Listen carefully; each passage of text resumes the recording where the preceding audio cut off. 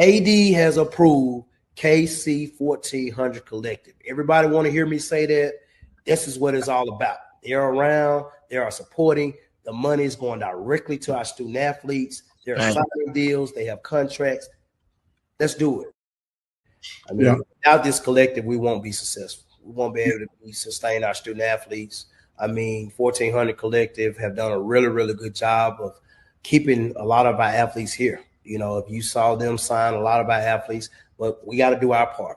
So I know after the day, we're going to click that 1400 Collective. We're going to give one of those tiers, and we're going to make sure that we give to this collective so we continue to give to our student athletes and support them and give them what I need. And I want to thank you all, Ken, TD, D-Core, C, T-Dub. Yeah, T-Dub, everyone that created and helped create it. I know I'm missing some names. Jackson State has a collective full. What's up, everybody? Happy, what is today? Hump day, hump day, hump day, hump day. Hopefully everybody's doing good, man. I just deleted a video, so it cut off Cozy. Since, fam, you had a rough day today, so, whew, man, we're not going to open up like that. But in honor of what it used to be, we're going to go ahead and play the clip anyway. Jackson State has a collective full throttle. They have a collective full throttle. And I mean, so they, we won the national championship in 2023, and we were slowly but surely trying to get our collective going. Jackson State won it this past year. Their collective is full throttle. Like it is full throttle. They don't want to lose. They didn't want to lose anybody, and they went full throttle. And I mean that's you correct me if I'm wrong. That's what happened. Yep, that's what happened, Cozy. Man, shout out to everybody. Happy Wednesday. Y'all come on in, man. Hit the like button, share button, subscribe button. TD will join the screen whenever you get on camera. But there you go. Waiting on you, bro. You on mute. How you doing, Doc? I was going full throttle in the background, man.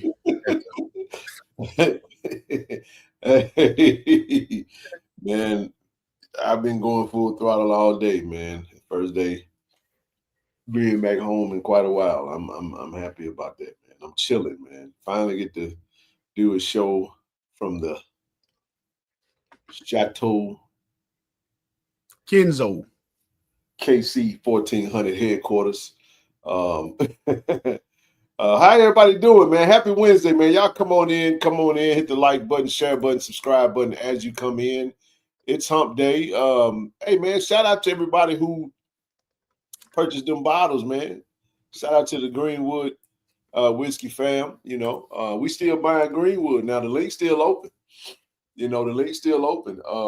It must have been FAMU day today. They got Marvel, whatever damn name is, MAGA Marvel got unanimously voted into as the next president over at FAMU. We opened up today at 237 bottles sold as of this morning, pre-sold this morning. And somebody let me know, jokingly reminded me what 237 was all about. That's that big old fake check. Anyway, I ain't gonna jump down y'all too bad. I don't even feel like messing with y'all. It's too easy. Like LeBron said, it's too easy. But nah, man, I'm just in a different space, man. I don't really care. I'm just joking a little bit. But tough times don't last, tough people do. You know what I mean? And our institutions are built for it tough, man. And hopefully we can sustain some of the challenges that lie ahead of us, and we're able to overcome them. We're trying to do that right now, TD. There's a lot of changes. Big announcement come down from the SWAC. We touched on it briefly on Monday, where all 12 SWAC schools opted into the settlement. So that means that we will be paying in excess of $250,000 each year. Yeah, for the next 10 years.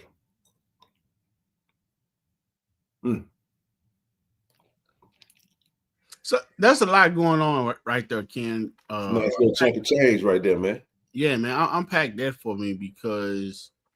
So, I'll do the math for you. Go ahead and ask the question. I didn't mean to cut you off. Sorry about that. No, you good. You're good. I know we Conference. the 105 scholarships and all that. The conference. Let me start here. The conference is on tap to pay the NCAA their portion of $30 million. The SWAC is going to pay over the next 10 years.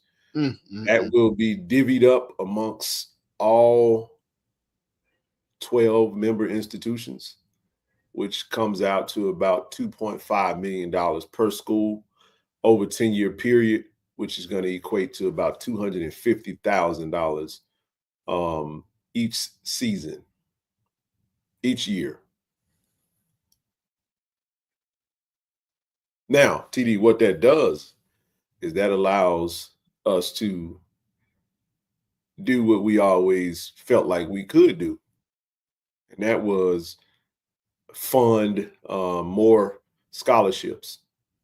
There was always a scholarship limit at the FCS level of 63 scholarships, which you could easily take a nice portion of those scholarships and split them into halves and stretch it out to where you're able to provide some money up to about 85, like the FBS schools would do.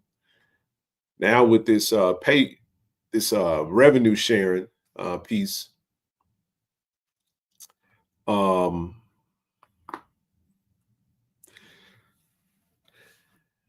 this revenue sharing piece now, TD,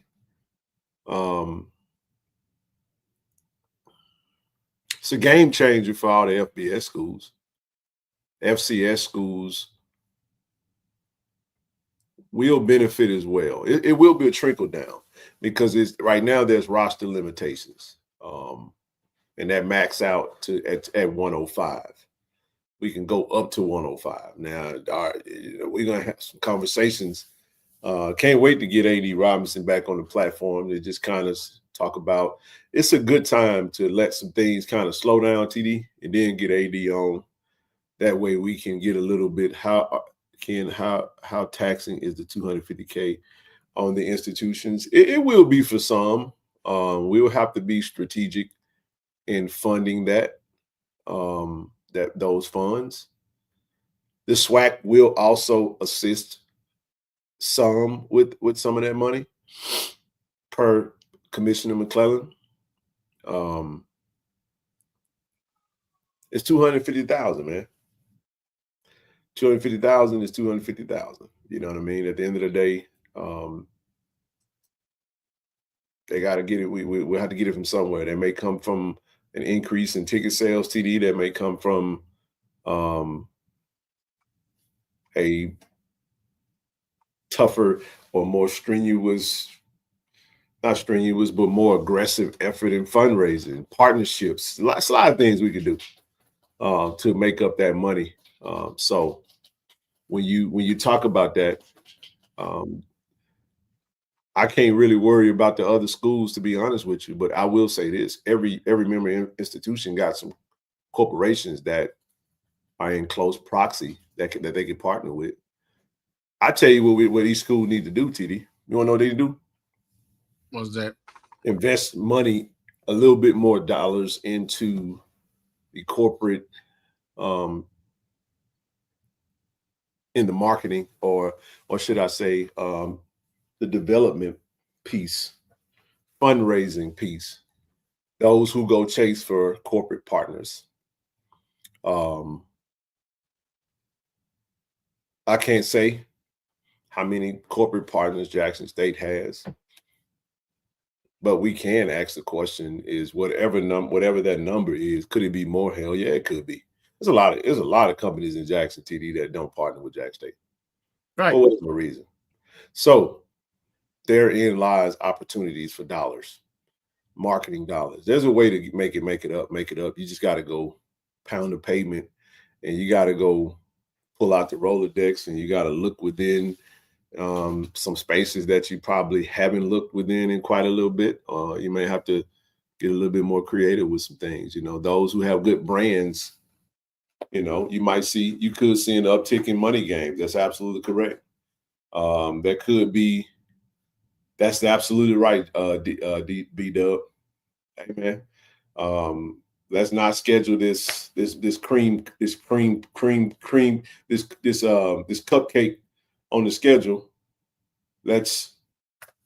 You just seen Mississippi Valley give up a home game to go to Atlanta to play FAMU. Think about it. You know what I'm saying? They give up a home game. State gives up a home game every year to go to Mobile, play Alabama and them. Those types of contracts, those types of deals look very attractive now. You know what I mean? So I don't know. Every school is going to have to come up with their own plan. But do you think we could sell admission into the tailgate area for those who don't go into the game if you have a ticket? If not, that's a very aggressive. What's up, Doc? Appreciate the donation, brother. That's right. You either a donation. You either a contender or pretender. I don't know if that will go over well. You don't want to punish the people. You don't want to punish just your football base. It's when we say 250,000, that's just not a football thing. But most schools will use football to help with that number because football is their biggest revenue driver. But that's for all sports. That's a whole budget. That's an athletic budget balance. So everybody's going to start off net negative 250,000 for the year of 2025. So we got to make that up. And this is for retro pay? This is for back pay. This is for back pay through 2016 up until 2024 for the $2.8 billion settlement that the House settlement. And now what it does do, it allows, like I said, it allows for you to be a little bit more aggressive on the other side. So, I mean, if we could jump right into it, since we're here, let's go back to what Commissioner McClellan said. So, SWAC news, you got 12 member institutions, and here we go. Shout out to Light On for putting this together. All 12 schools. We touched on this last show. All 12 SWAC schools are opting into the House settlement. So there will be no cap on scholarships, which means SWAC football team can offer up to 105 scholarships. That is a part of the language, TD, in the settlement. There will be roster limitations. Now, let me say something about roster limitations. That actually affects the big boys more than it affects us. It actually doesn't affect us. It actually provides a surplus of actual players that we could bring into the fray who may not get an opportunity. Because once you start delving out bucks, everybody can't be in the room. You can't have 130, 140 people in there. They're going to shave that down, and the number that they came up with was 105. So if you got Auburn and Ole Miss funding 105 scholarships now, full scholarships, what you just seen happen was the 85 scholarships that they was originally doing and an extra 20, which was mainly walk-ons anyway. So now those walk-ons become scholarship kids, and they get financial agreements to have their schooling paid for, and the school could take care of that through the money that is coming through from the revenue sharing standpoint. Now, every school is going to do what they got to do because the cap is what it is. There will be no more walk-ons. Everybody is fully funded now. That's right. That's right, Doc. Appreciate you, brother. All right, so fans will just stay outside the tailgate area. Yep, we don't want to do that. We don't want to punish football tailgaters. A lot of them do that anyway. Yeah, you don't want to start tearing up the fabric of the actual environment that's circulated. I would love to see more tailgaters go inside the stadium. Right. And actually enjoy the game and be a part of that rowdy crowd that we can become. But, the next comment said, what about an extra day of giving and make it specifically for this? Or is that aggressive as well? Yeah, Justin, it can be. You don't have to do an extra day. I think you can throw that on top of your day of giving.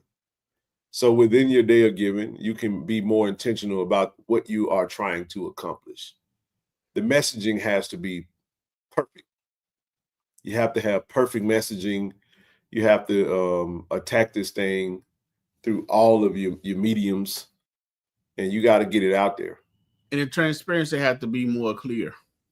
Absolutely. Absolutely. So that's with everything. But yeah. Next comment says, okay, thanks for educating me on some of the sports ins and outs. I definitely don't want to cause our fan base to decrease. No, we definitely don't want that. We don't want to see a decrease in any of that.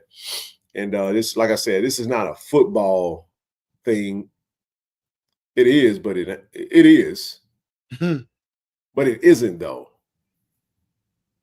Because this also, actually, hell, it is football when you really get down to it, because you're talking about those players that can come back and I just want to understand better for the SWAC. It's still 63 scholarships that can be partially fully up to play. Is that correct? No, you can fund 105 full scholarships.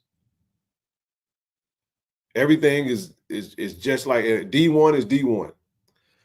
Now, that doesn't mean that so for example, I was on the plane. Remember I told you, TD, I was sitting on the plane with Nico Johnson, linebacker coach for Nevada. He said this was, I don't know if it stays the same, but he said that Nevada was only going to carry 95 football scholarships. That was all they were doing. They funded 95. They don't need that extra 10. They looking at some advanced analytics as far as what they need, how to build their roster, and they good with that. Hey, so am I clear to say, in essence, we paying for these scholarships? You're always going to be paying scholarship dollars. No, I'm talking about with the 30 mil that has to be paid back. No, that money there is for back pay. Right. And we opt in there. That ain't got nothing to do with the scholarships. So for those who don't know, this settlement is actually a 3-part thing. It's actually 3 lawsuits in one. One part of it is to cover the back pay for student athletes within the last 8 years. The other part speaks to an NIL piece, which allows, players to sign an NIL deal with the university.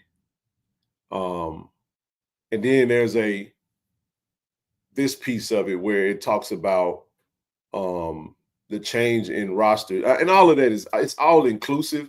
But I don't want to misquote, but it is 3 parts to it. I'm gonna need Scott out dealing with these kids today. I know, right? I know, but no, it's not partial.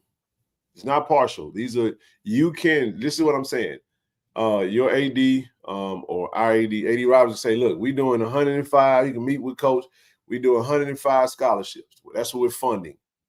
Now, with that being said, yes, you can fund TD. You can do 63 scholarships and divvy up your bread all the way up to 105. If that's you, I'm pretty sure that there really won't be. I think you can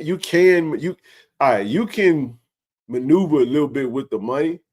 But this is what I'm saying. I just want to keep it at black and white here. Jackson State, FAMU, Southern can fund 105 full scholarships with no issues. Right. So there's no need to divvy it up. There is no need. Now, who will do that in the conference? Is yet to be determined. Do I expect Jackson State? I fully expect us to take advantage of the 105, TD. We already I'm just saying. Right. So it said, if I'm not misspeaking, the other program numbers are going to go down. No. Well, some of them will. I don't have the actual. Matter of fact, I can actually pull that up. Let's go to the roster limits. roster size for NCAA. I can go to it real quick. So there will be roster.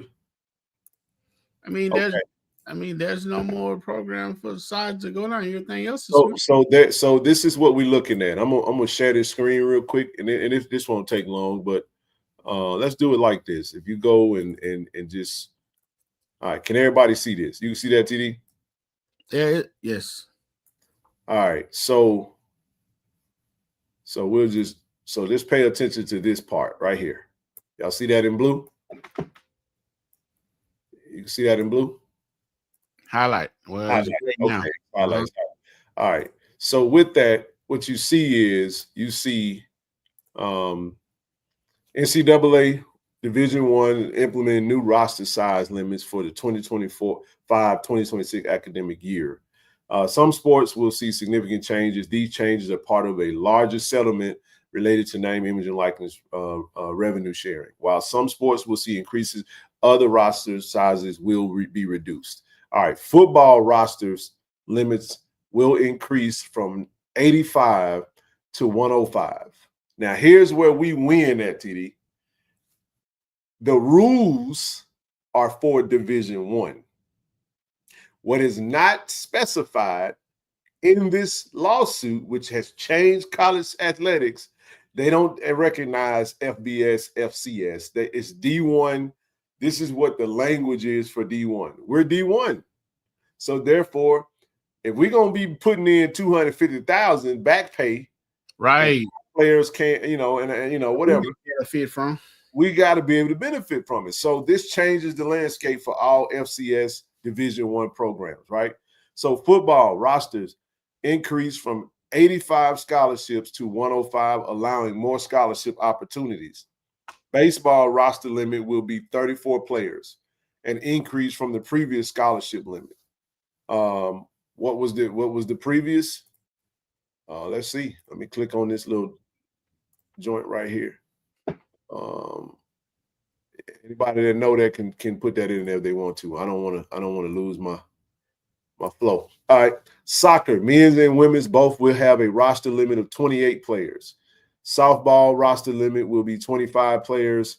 Acro and tumbling, men's basketball, 15. Other sports changes are being implemented to sports like lacrosse, hockey, golf, and some others will be impacted. Now, I don't have that slide. So, I mean, basketball remained the same, or did they go down too? It should be the same. I'm just trying to find the actual changes. Let me see, versus 2025 versus 2024. Let's just see what the changes were. All right, here we go. Boom, shakalaka. So, all right, I'm going to highlight this piece. So, football goes from 85 to 105, okay? I see that. Baseball is going limit. While the scholarship limit will be removed, the roster limit will be 34. So the scholarship limit is going to be removed in baseball. Men's soccer, the previous estimate from 25 to 35 is now to 28. Women's soccer, it used to be from 25 to 35 is now 28. Softball went from 12 to 25, bro. Whoa. Volleyball went from 12 to 18. Lacrosse, golf was 4.5 to 9. And then let's see, basketball is still 15. So there you have it, man. So there you go. There's some roster limits in there. You just got to figure out what works for you and your school and your sports. So baseball was 27 then. Previously it was, so baseball's, 13 and a half. Okay, it was 13 and a half. Now it goes to, so basically there's going to be some wins in there. You know what I mean? Like trying to, and this is a hey, man, I'm learning this as we go because it's a lot to take in all at one time. But the reality of it is you have to adapt or die. You know what I mean? You have to adapt with the changes and also find a way to still remain competitive, take advantage of the newness of it, make it do what it do. This is undoubtedly a significant moment for the Southwestern Athletic Conference and our 12-member institutions per Commissioner McClellan. As we move forward into a new era in intercollegiate athletics, the Southwestern Athletic Conference remains steadfast in our commitment to provide our members with resources needed to positively impact our student athlete academically and athletically. So all 12 voted to opt in the House settlement in the spring meetings. There will be no cap on scholarships across every SWAC sponsored sport. So there will be no cap. So that means that this is what he's saying. Whatever the max is, we can go all the way to the max. There will be no restrictions, no caps. There will be no limitations on that. So we can do whatever Ole Miss does. Now, we may not be able to pay what Ole Miss is paying, but we can do the exact same thing that Ole Miss is doing with how they decide to manufacture their roster. So what chances do you think, a percentage of a chance is to give FCS schools to beat FBS schools now? Because, well, go ahead.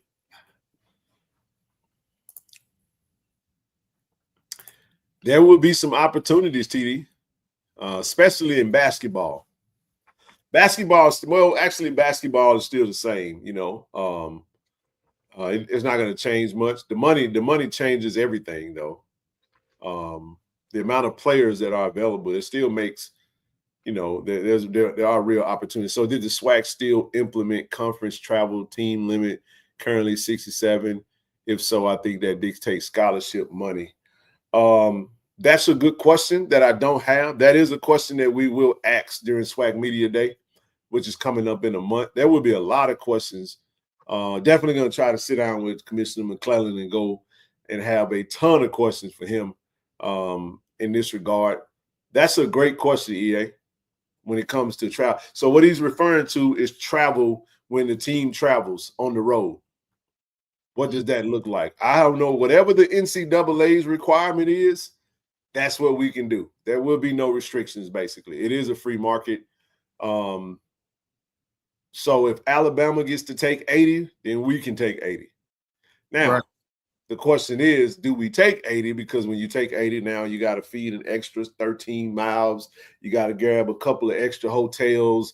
It's a lot that comes with that. Everything is a cost in athletics, man. You have to, that's what it is, man. So, big business, man, big money. It is. It really is, man. So yeah.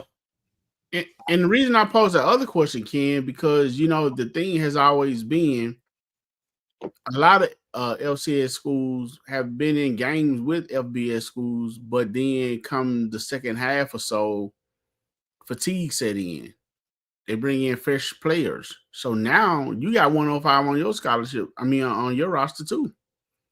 Correct. So there should be some possibilities of some, if that was holding everybody back as far as being able to beat the school, not having enough. The scholarship limit being 63 to 85 compared to, what FBS schools had. There will be some trickle down, TD and everyone else. There will definitely be some trickle down because there will be some that it'll just be, it won't be enough spots, bro. Does that make sense? For the amount of talent that's there. If we carry the same amount, think about it. If Ole Miss was carrying, how many players did they have up there at Ole Miss? I don't know. If you include their walk-ons, could we say 120, maybe 130? We don't know. 125, if that's what it was, an extra 20. Now, those young men got to go somewhere now. Mm-hmm. True. You know what I mean? So there will be a trickle down. I just saw an article from, I think it was HBCU Game Day. TD was talking about the D2s that are loaded. Got some D2s that are freaking loaded this season coming back into it. So it's going to be a residual all the way down from D1, FBS, P4, all the way to the FCS ranks. Look at what Sacramento State just did. I know Sacramento State got their FBS application denied for whatever reason. I'm not going to get all into that. I did kind of read a little bit of that. They did withdraw from the conference that they're part of. So they're trying to move up, and there was some. They got to get an official invitation, which I'm not. I'm shocked that the Pac-12 is not hasn't sent the invite. If they're going to bring up Texas State, why the heck would you bring up Texas State and wouldn't bring up Sac State when you're right there on the Pacific Coast? Like, that just doesn't make sense to me. But we'll see what happens with them. They got a lot of money, NIL money, and a lot of financial support backing them. They made a lot of big moves, so we will know if what Sacramento State did, TD, was legit when the FCS playoffs start. Does Sacramento State go out and whoop everybody, or do they take a whooping from Montana State, North Dakota State, and the likes of those others? You know what I mean? So we'll see. We'll see. Ken, something I want to ask you about. You know, we always talk about the game, the landscape of the game has changed now since NIL is taking place and revenue sharing and stuff like that. You know, we spoke on loyalty and commitment and you know, dedication to your school, your craft, being able to get a scholarship. being able to get your degree and stuff from, you know, your school and being in one place for 4 years. Did you see the article on the quarterback from South Carolina State? South Carolina. You mean Vanderbilt? Noah Sellers. No, I didn't. I thought you were talking about Diego Pavio. No, okay. What happened with him? He turned out $8 million to stay. Wow. South Carolina. He turned down $8 million to stay in South Carolina? Yeah, man. They say one about the money his parents. Where was that $8 million coming from? I think other schools trying to get him. He just refused, you know, he just decided to stay where he is. There has to be that means there's a commitment from South Carolina to take care of him. Might not be $8 million, TD, but it's gonna be strong. Right. I mean, one thing that we have to stop acting like it isn't important, TD, is camaraderie, man. Wait a minute, is the NBA Finals on tonight? Bro? I don't know. Oh no, it's tomorrow night. Good. I ain't paying no attention to it. But no, you can't say it. How much is South Carolina playing? I mean, but what I was gonna say was that there is some value in camaraderie, chemistry, having a secured role. Man, if you that guy, you starting, think about it, bro. You starting and you love what you know, the position that you're in. You got a great relationship with your quarterback coach. You got a great relationship with your friends who are all your teammates. Like, bro, we listen to just, I get it. Everything isn't about money. TD, you've done it. I've done it. I've turned down jobs that would have paid me more money because I was just happy where I was at, bro. You know what I mean? Right. Yeah, I could go get now. It wasn't no $8 million. You know, many of us are like, yeah, I'll be a little uncomfortable and you know, I'll be inconvenienced for an extra $4 million if he's getting paid for. I'm just hypothetically saying that, right. But I don't know, man. That's pretty. Listen, man. In this NIL transfer portal era, there is some value in loyalty, brother.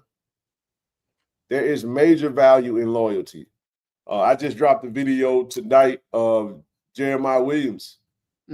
Struck a partnership through KC-1400 Collective with our partnership with Cannon, Nissan, and Jackson. Man, big time thing, man. Not many HBCUs doing it on the level that we're doing it right now, if any. We're leading the pack. We're the bell cow, this NIL thing, and we take pride in that, and we're only looking to elevate it even more, right? Right. But TD, you know what got him that loyalty? He had opportunities to leave too. I know the South Carolina QB guy. That story sounds fun, but we got our own version of that, right? 1400 J.R. Lynch, and I'm saying real deals. Well, actually, the last 2 years he had opportunities. I'm talking about real, 6-figure deals. So our thing was to go as aggressive as we could to make it as lucrative and sexy as possible, and has an opportunity to leave a legacy and go pro from Jackson State. Look how monumental that would be. You just got to go put the work in, because here is the one thing that we have to not get lost in all of this, TD. It doesn't matter if Jeremiah stayed or left. He still got to go put the work in. He still got to go play if you want to get to the next level. There is no guarantee. Right. That if you go to the SEC or you go to the Conference USA or the Sun Belt or Pac-10 or whatever, a Pac-12 or Big 12, right? You have to get on the field. You have to dominate. And you have to be special to get drafted. That's just how that goes. And not only that, man, the Legacy Bowl, again, is steady gaining, momentum. Yes, it is. And speaking of that, boy, you just said something. When I was at the Black College Football Hall of Fame, they put on the screen, TD, that the HBCU Legacy Bowl is it's the most impressions of any HBCU football game in the entire for the entire year. Impressions. Really? That's calculating all that. That's more than it had more impressions than the Celebration Bowl, had more impressions than Bayou Classic. I didn't say views. I said impressions mean all forms of social media. It was through that little slide. They actually put the numbers up, and they measured it. It was an amazing number of it was way much more. Now I don't know if that's just from the way they pushed. Remember, they pushed the Legacy Bowl. Now everything counts. Remember, every time someone accepts that invite, they get media behind it. They drop that photo. You see what I'm saying? So all of that stuff adds up. It's one of the few games where every single player, it's not just one slide saying, hey, here's the roster for both teams. It's literally this person accepted their invitation and every fan base runs to it. It's really creative how they do it. So when we talk about impressions, we're talking about those who come in contact with that form of media, whether it be social media, whether it be print work, whether it be videos, however you want to do it. When you add it all up, the way that they market that game, TD, is very unique to how other games are, because the Celebration Bowl don't really get a chance to really market it. They just put the date out there because you have to wait on the SWAC champion to become a champion. Then you get a week. Right. You know what I mean? Legacy Bowl, hell, it's soon as season. Right. We're talking months of build up.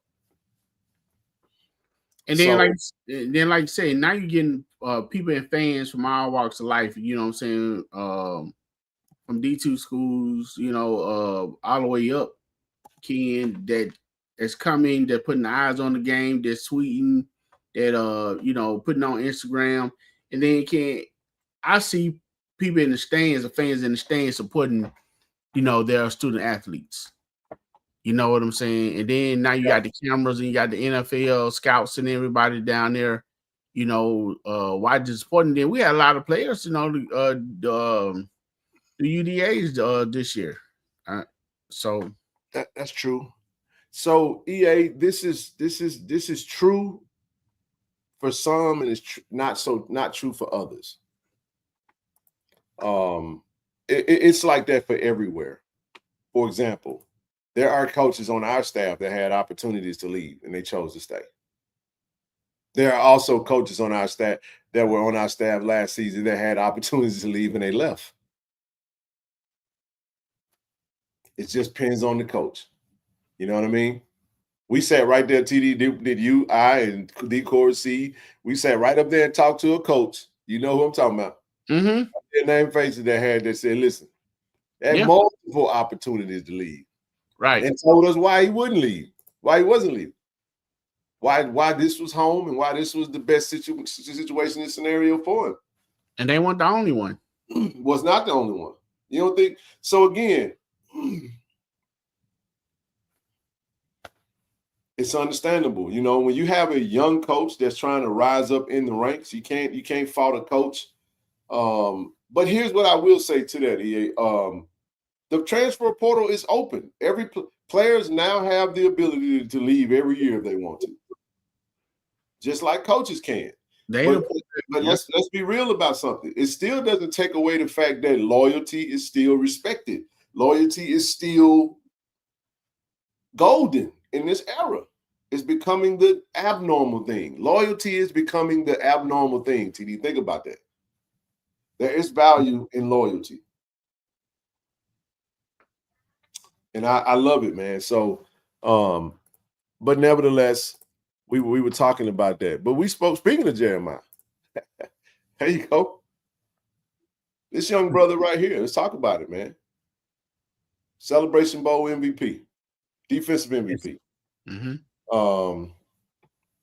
Holmes County kid, Lexington, Kentucky. Come on, Ken. Lexington, Mississippi. Shout out to Holmes County up there, man. My bad. I'm a Holmes County, you know, I'm an honorary Holmes County native. Me and TD. We spent a couple of years up there. Bulldog Nation, baby.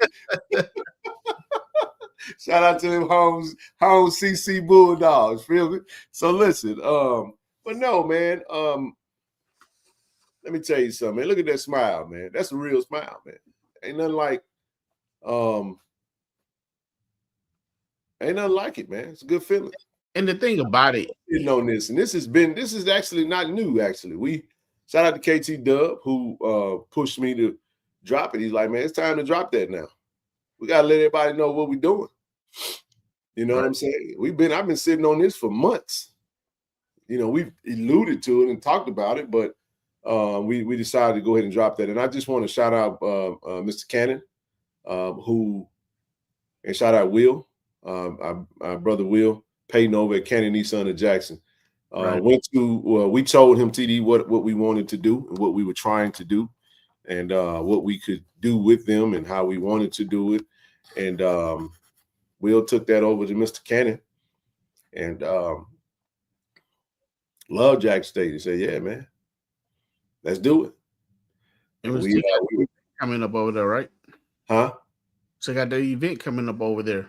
Yep, we was nailing down a date. It'll be coming up soon. We'll do a meet and greet, meet the Tigers. We'll do a meet and greet, pull up to Cannon Nissan, get cards, check out the inventory. Come get something to eat and come see your Tigers, man. Not right around the corner from the university, man. So here's my point, though. Man, we doing real work, man. Not saying no, you know, we working our behind off, man. Had a fantastic weekend. You see what's ticking down at the bottom. Listen, if you want to, you know, the link is in the chat, but I'll say this: you can pre-order your KC-1400 Collective Greenwood bottle right now. If you haven't, the pre-order link is still open. So listen, if you have not purchased yet, go to www.greenwoodwhiskey.com/buygreenwood and grab your bottle, man. Let's go ahead. Let's get over 300 tonight, man. Let's get over 300 tonight. We only had 200 that we were initially looking to try to push out, TD, that we committed to, but we way over there. Julian, what's up, brother? Julian Boykin, I see you in the chat out there, baby, on Facebook, man. Hey, make sure you head over to if you're watching on Facebook, make sure you head over to YouTube, put up KC-1400 Media, and hit that subscribe button for us, man. Hit that subscribe button. Let's get them likes up too. That's right. That's right. Keep buying that Greenwood bottle as long as that pre-order is available, man. We're gonna make it do what it do, and then we're gonna run it back again. Like with TD, we still got to get into the on-premise account. We still got to get into the bars. We still got to get it into some of the liquor stores, man. Locally. So we hadn't even tapped into that yet. This is just straight up you clicking the button and you buying it to ship to you. For you to, and like TD say all the time, and it's how KT Dub live his life. You ain't got to consume the support. That's right. It's a dope to have. Absolutely. Right. But I did want to say, man, shout out to Jeremiah, shout out to all the brand ambassadors. But we listen, we wish we could do this for everyone. But unfortunately, that some opportunities, the greater the opportunity, TD, you know how it is, like a funnel. The greater the opportunity, the less that you'll be able to do it for. But we're awesome and thankful that we did have this to be able to extend through our partnership with Canon Nissan and Jeremiah being one of our flagship ambassadors of our collective, to be able to pass that on to him amongst other opportunities, man, that has been able to come his way for being a JSU Tiger, for staying a JSU Tiger. So there will be more to come. There will be more to come for others as we continue to expand our partnerships throughout those corporate partners that would like to partner with the collective, similar to the Greenwood, similar to said vodka company that we haven't even announced yet, because we're in the process of, number one, getting the label approved, number two, ironing out all the little nooks and the different little nuts and bolts of the deal, TD, and then that way we'll roll it out. Because when we drop it and when we put it out there, we put it out there with a link for you to buy. We're not gonna wait. We're not gonna say it and then wait on the link. We kind of jumped the gun through our own excitement, through my excitement or whatever.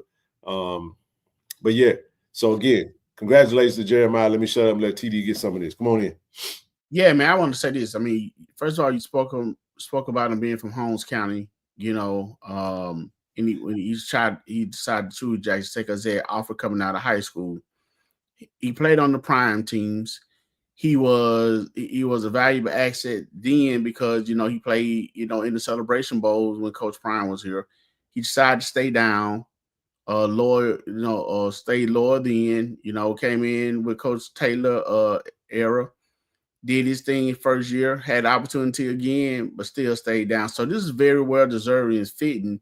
And it just goes to show again, and that smile on his face, it just goes to show again, like when we had Coach O on here, he said these players don't want much. Just a little something in their pockets, you know, to be able to take the girlfriend out, to be able to, you know, buy something here and there. And then to go from that to being sponsored by a car dealership to have a truck is well deserving, well fitting. And I ain't even put that out there, Tito. I'm glad you said it. We talking about a 2025 brand new Nissan Titan, by the way. If you watched the video, you saw what it was, but go ahead, keep going, bro. You rocking, you good. Right. Yeah. And I'm just saying, you know, so it's very well fit. And then he stayed down. He got him a couple more SWAC championship rings. Now he got a Celebration Bowl ring. He has a truck. He on the NIL collective. Got other things going on. He had other opportunity. So this is a true meaning of loyalty, staying down and someone liking where they want, you know, where they are. It's just a little bit, which in this case, the truck is a lot, you know what I'm saying, keeping around. Is there any players that are listening now? It just goes to show you, if you put in the work, the performance, and the effort, you stay down, you'll be the next man, you know what I'm saying, behind the wheel. So opportunity is there. You know, it's just about you putting in the work and paying it forward. Hey, listen, when we had this event over at Canon Nissan in Jackson, man, listen, if you're in the market for a vehicle, we don't say that just to be saying it. You know what I mean? We put that up there for a reason, one of our channel sponsors. So listen, every time you go over to Canon Nissan in Jackson, you tell them that KC-1400 sent you. If you're in the market for a car, they got great brand new Nissans. I've owned the Nissan Rogue. I own the Nissan Pathfinder as we speak. So yeah, I've been a Nissan owner since 2012. It's been 13 years, and you know, and not only that, but you also have certified pre-owned new vehicles. You got the new Nissan Armada, Nissan Altima, Maxima, the Murano, the Rogue, and some other. It's a Titan. You know, it's a lot of opportunities over there for if you're looking for a new vehicle. And that's not our only vehicle sponsor, but we also have Canon, Honda, and Toyota of Vicksburg. So we shout out Clay and Billy over in Vicksburg as well. Y'all know.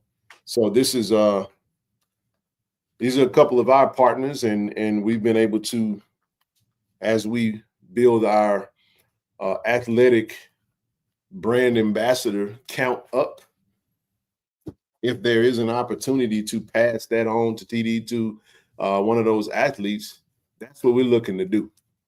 You know, A lot of real servant work, servitude doesn't really yield a lot of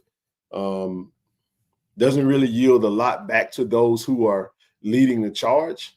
And that's sometimes we find ourselves not wanting to do certain things because it's always, you know, what's in it for me, right? Mm.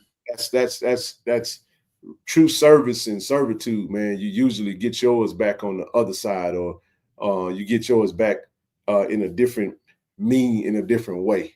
You know what I'm saying? That's kind of how that works, man. And I'm blessed and fortunate to lead the charge, but I don't do this alone.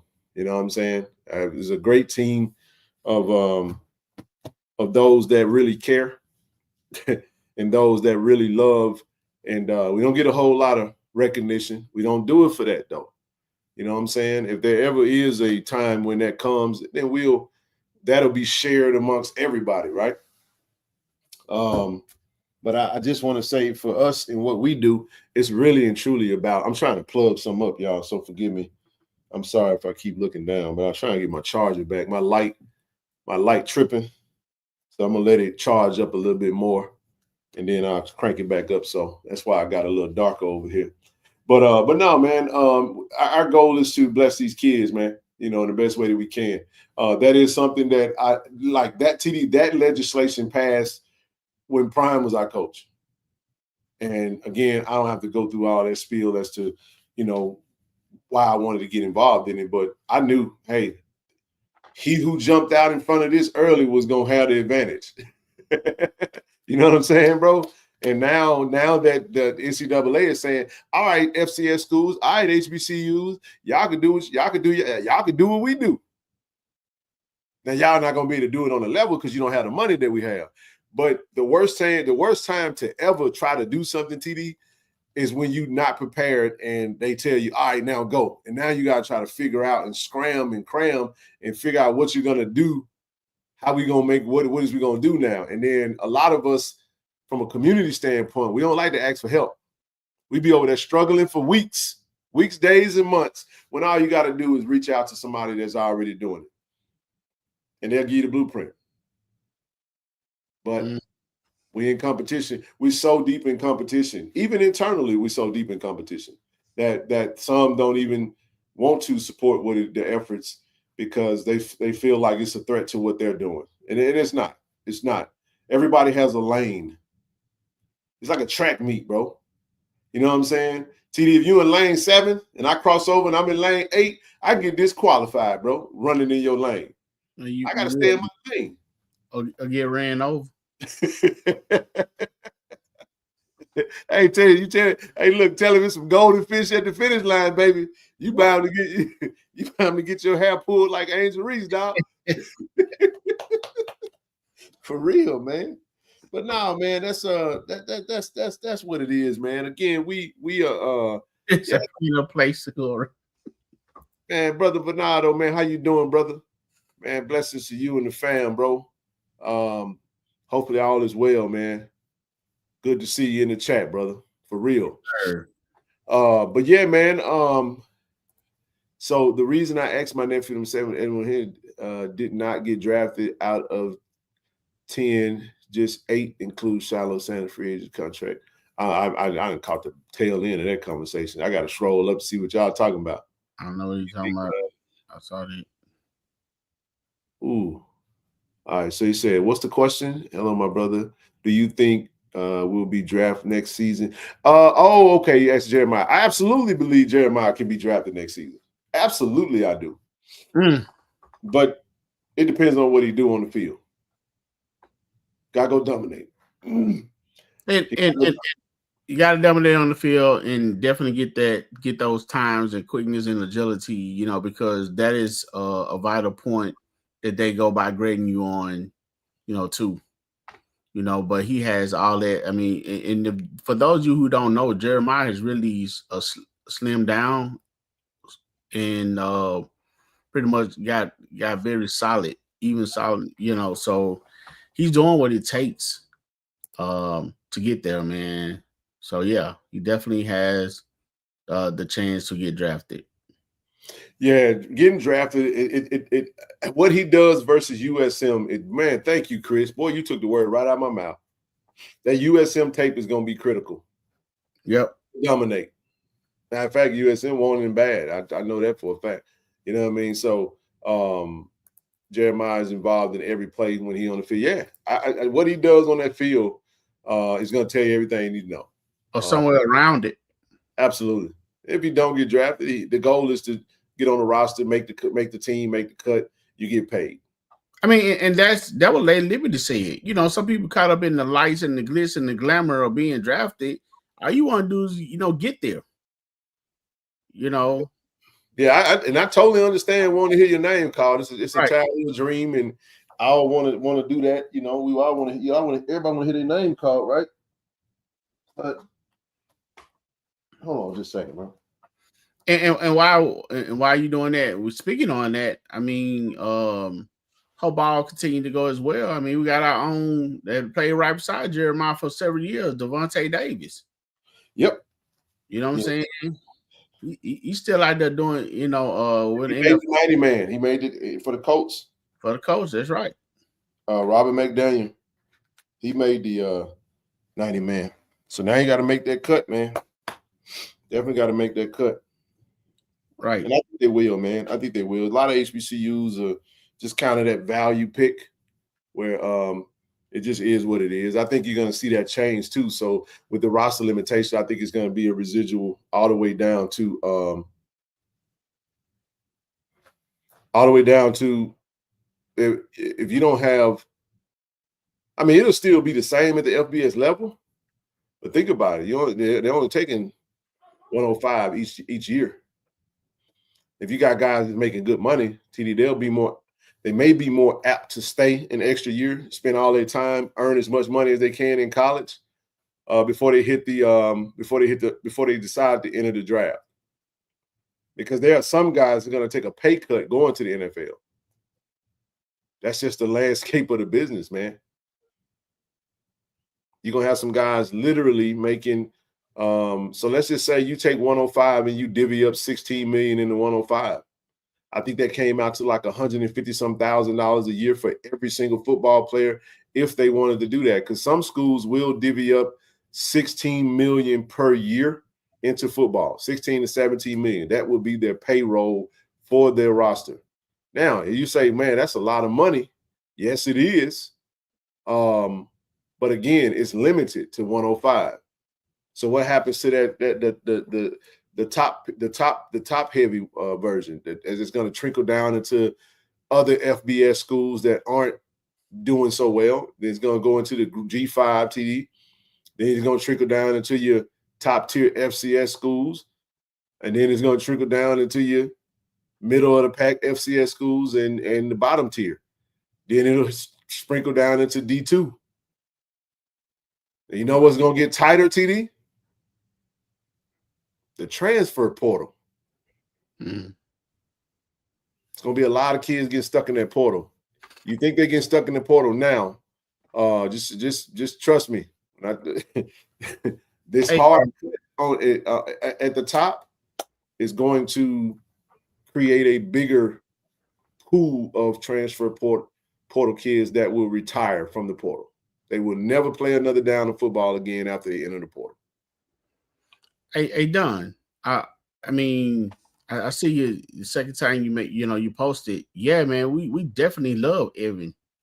Oh yeah, that's our guy. Right. And we want all our players who, they graduate or, eligibility up to go pro and be successful. I mean, they play a good game, but we all know going into that window in NFL is extremely small. Yep. It's extremely small. But we wish them all well. I mean, you say Irv. I mean, he's still his window is still open. He's still looking to do some possibly get a chance. So there will be, yep. EA, there will be some Title IX lawsuits. But they've already factored that in though. Like the way the language is not back pay is going to be contributed based off of the player's ability to generate revenue. You can't be a former softball player in at the time that you was playing, your team was sucked. They sucked and they weren't bringing no bread in. Now you want to try to compare it to today's game, which softball is hot right now, TD. The sport has elevated. Yeah, but it's going to go back to the time when you played, though. So at 2016 to 2020, if your softball program wasn't, well, you probably be able to get a little bit. You still got to go file for that money, and based off of your ability to generate money by your name. It's not going to just be, hey, I played at this sport, you owe me a check. It's still going to be based off of various different variables. But if you are some player that played for Florida State or Florida Gators, and you find yourself you was a star player, you couldn't get NIL at the time, and y'all had a good run, and it's like, bro, I was that dude. My name was on. I was, you know what I'm saying? I'm doing this, I'm doing that. They might be in for a nice little chunk of change. Johnny Manziel finna get paid because Johnny football was hot then, TD. Yeah, he was hot like lava. He finna get broke off a nice little check. Just saying. There's some guys in the NFL playing right now, TD, that's finna get a bag. You don't think Jordan Jefferson gonna get a bag from LSU? You don't think Jamar Chase finna get a bag from LSU? Boy, you crazy. I mean, not from LSU, but from this settlement. They gonna get a bag. They was playing during that whole what, 2019, 2010? Yeah, that team, that championship team, them boys finna get paid. Now, I don't think NIL was officially at that. Was NIL? They might have got. Yeah, they about to get paid, bro. And that's the thing you have to look at. It's going to be based off of that. So Title IX won't be everything. You know, I know there is some opportunities in there, and there are some ladies that are already filed a lawsuit since the settlement has come down the pipe. But they are. There's also going to be some lawsuits that's going to be factored in NIL deals because it's still NIL. This is still name, image, and likeness, but there will be some specifics that come with the money and the revenue sharing. You're not just going to get money from the school and you're not going to have meet a particular obligation. So it's going to be curious to see how it play out. I'm pretty sure there's going to be some lawsuits. It's going to be a lot that come down the pipe with that. But again, as for us and for what we're doing, man, again, the link is pinned to the chat. We are 40, TD. 40. We are 40 signups away from our goal of 500. No update on Irv at the moment. But if we get one, we'll let you know, sis.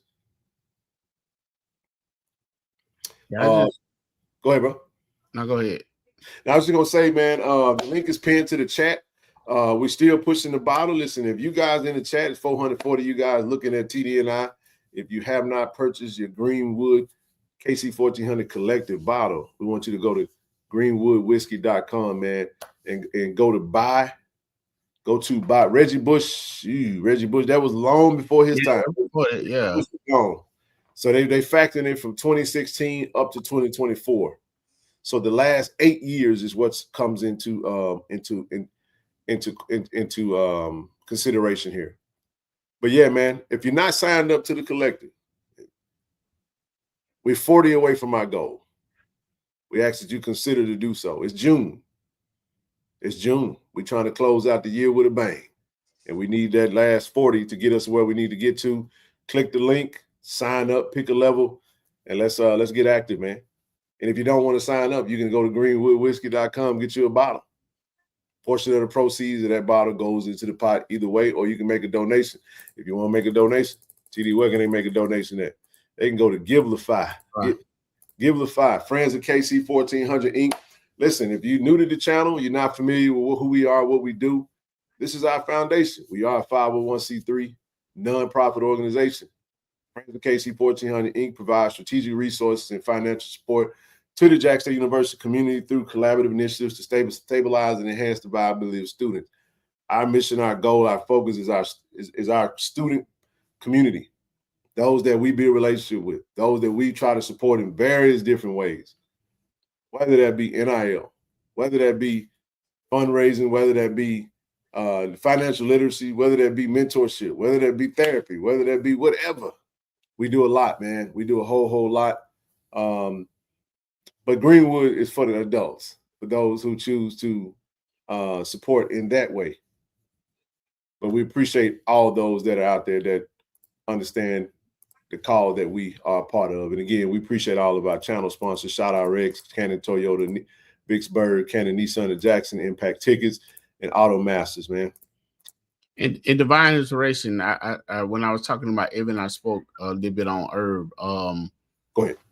For those of you who don't know, he did not make the cut with the Giants, but he still have his window open, you know, to possibly go to another team.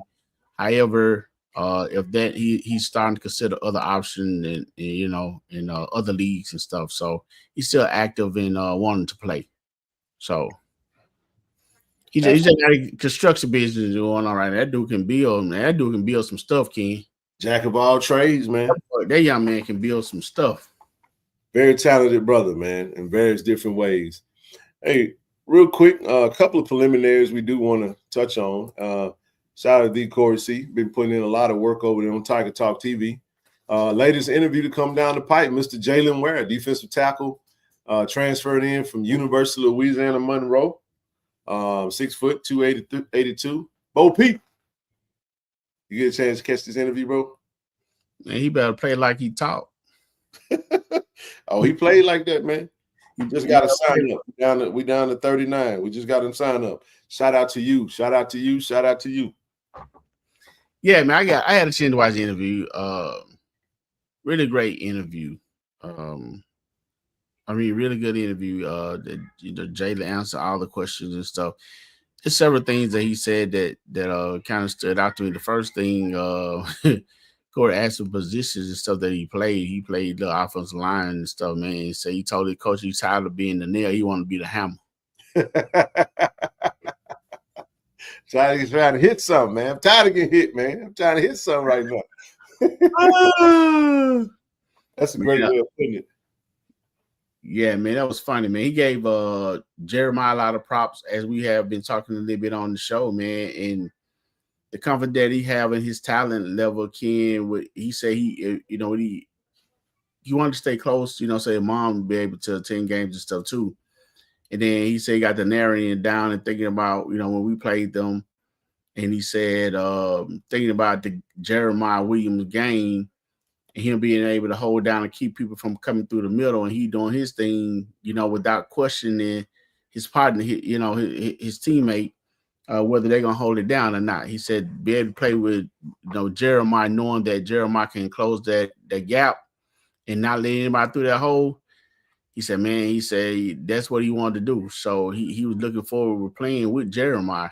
So that goes to show, man, that defensive line, you know, even just speaking with Jalen Ware and what we already had coming in, we're already there with Bowie and Tymon Wells. Now, I'm expecting a lot from those two guys too, Ken. They go into their second year, you know, so. Yeah, we're going to touch a little bit on camp, man. We're going to have some camp talk tonight. Yeah. I ain't going to mess with it right now. Yeah, we got some camp talk, man. Now, I'm with you, man. That D-line is going to be, I mean, listen, we're going to see how it looks, you know. Your boy in there right now. You know, he's just getting rolling. Jalen's just getting rolling. You're a couple weeks in to training with the team, had to get clear, get his J number, get enrolled in school, get rolling, you know. But here's the thing, though, Ken. Yeah. Here's the thing, though. First of all, I was familiar with Starkville and his talent, but I didn't know that much talent has come out of Starkville, you know, when you get to think about it. But then you get to looking at Ken, you know, we've got Chris Jones over at Hines, which is where Jalen played with our former head coach, you know, Kendrick over there on defense line. He spoke highly of him. Yep. Only to find out that he already played with Coach Jack. Yep. So he already familiar with the system. Yeah, he is, man. So that was part of the reason why the recruiting was such a smooth transition. You know, those relationships, man, it matters, bro. It definitely matters. Getting him after losing, I would say, Tyus Martin was huge for us. Now what you think, young man? Yeah, it would have been nice. You know, we like depth, man. Oh my goodness. You know, we like that depth. Yes. Yeah, he does. He does. He definitely does. I'm saying like a couple weeks ago, we was waiting on them to get rolling, man. So yeah, he's definitely he's ready to roll now. He's good to go. Appreciate that, brother Ephraim. But yeah, man, I think he's going to really challenge for that starting spot next to Jeremiah. It's Tymon, he holding it with a vice grip right now. You know what I'm saying? And Lacey's out there fighting for it as well. You know, it's gonna be tight, dog. It's gonna be tight. I love it though, man. We got some really good interior linemen, bro. And then we got a freshman over there that looks Jeremiah 2.0, I call him. You know, and that's brother Wayne Patterson, man. And then you got I want to see that, man. You got Bowie, who has just gotten better and better, man. Is gonna grow into that role. So Coach Jackson could go from an interior line standpoint, man. He could go very deep. He can go 4 deep, man. He can go 4 deep. Easy. Before you really start to see some drop off there. We'll touch a little bit on that. But yeah, man, great interview. Give the chorus seat. Yes, Wayne. Yeah, Wayne been on campus since the beginning of Wayne got on campus when everybody came back. He putting that work in too. Wayne said he don't hear the noise, man. Wayne said he try the noise out. Wayne said he just play ball. Man, Wayne is a stud, man. He is, bro. He's definitely a stud. Stanley Cook, yep, Cook, another one. We're gonna talk about him in just a little bit. Give us just a second. Huge congratulations to Coach Omar Johnson. Had a great conversation with Coach Omar at MBAR. Came out for AD Robinson celebration. The Collegiate Training Camp USA. He's going to be on the coaching staff for the national team. And the Collegiate National Team Training Camp coaching staff. So he's going to be on Team Stars, right? He's going to be the first base coach. As you can see, Coach Jonathan Hernandez from Bethune-Cookman, he's going to be the manager for Team Stripes over there. Don't recognize any other coaches other than Coach Omar. I don't know those other school coaches. So if your school coaches out there, you're an HBCU, congratulations, but good to see Coach out there, man. Yeah, it's good to see him recognized. Yeah, man. Coach coming out of his shell, man. He's adjusting to the times. I would just say that. Is he? A lot of good conversation. He's adjusting to this NIL era. He knows what needs to be done. We had some conversations. Man. Yeah. Was able to take care of a few players. We signed 3. Sweet. He said Travis said Coach Johnson will be on the team that travels to Japan on July. Damn. As Coach, do he need a liaison? Yeah. Hey, I got my passport updated, dog. You know what I'm saying? Hey, That's cool, man. Hey, man, Coach got to go get him one of them. What's his name, man? Is it Ichiro?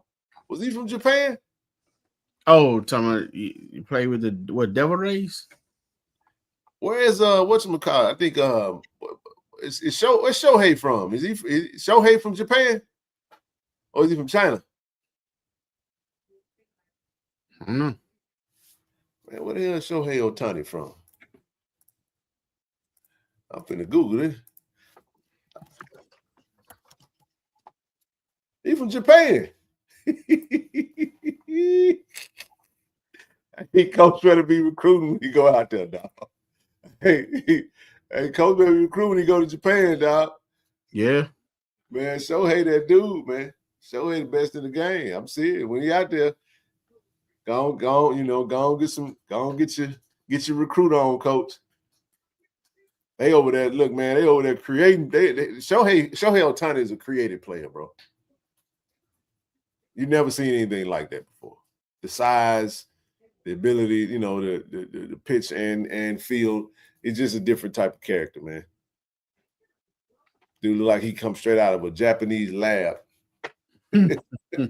Oh, really?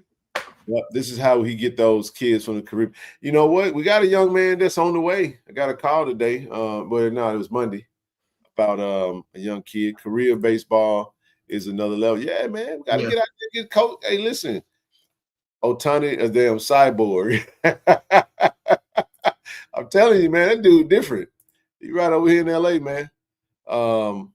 But yeah, coach knows what coach is changing with the time. He's been in the game for a long time, man. Long time, man. Long time.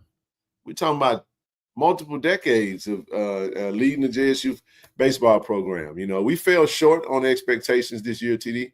Yes. And coach knows that. He's definitely addressing that. And we're proud of him, man. We're proud to see him out there on the national team and coaching first base. We're gonna follow that, man. But speaking of baseball, bro, check this out. We got the HBCU Classic again, man. I'm one of these days. I'm gonna get in on this, man. I need to get over there and check this out. This is gonna be in Atlanta, man. July the. Anybody got the date? Is it July the 7th?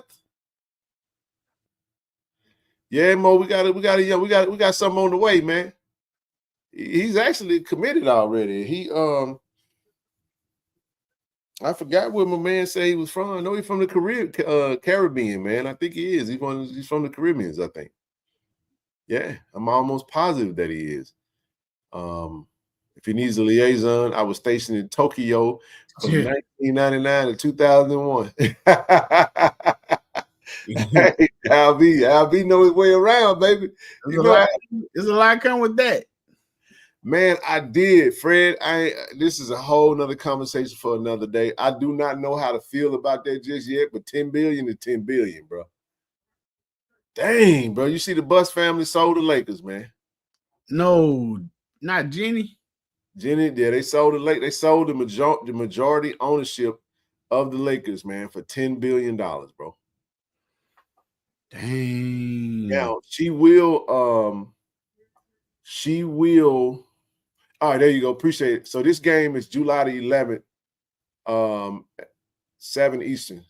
So we got several players on this roster. I see my guy. We got two of our brand ambassadors represented: Joseph Eichelberger, Jordan McClatty. I think we see. I saw Robert Tate is on there. Eric Elliott is on there. Mo, am I missing? Who am I missing? I don't want to miss anybody. Eric Gonzalez. Man, that name say Trey Rutledge. I saw Rutledge is having flashbacks. Robert Tate. Am I missing someone? I think that's it. She'll still be the governor for the foreseeable future. So the Bus family will still own 15% of the Lakers, TD. I thought I had everybody. Okay, so McClatty, Eichelberger, Eric Elliott, Eric Gonzalez. Oh, Nikosi Ditter. Ditter is on there as well. I just saw his name under Eric Gonzalez. I missed him. How did I miss Ditter? Robert Tate. Nice, man. Mm-hmm. This ought to be fun, man. I just think the HBC, it's in Atlanta. You know what? Hey man, I might have to slide, man. We still got that Greenwood. We you know what I'm saying? We might have to slide to the baseball game, bro. Yeah. That'd be interesting.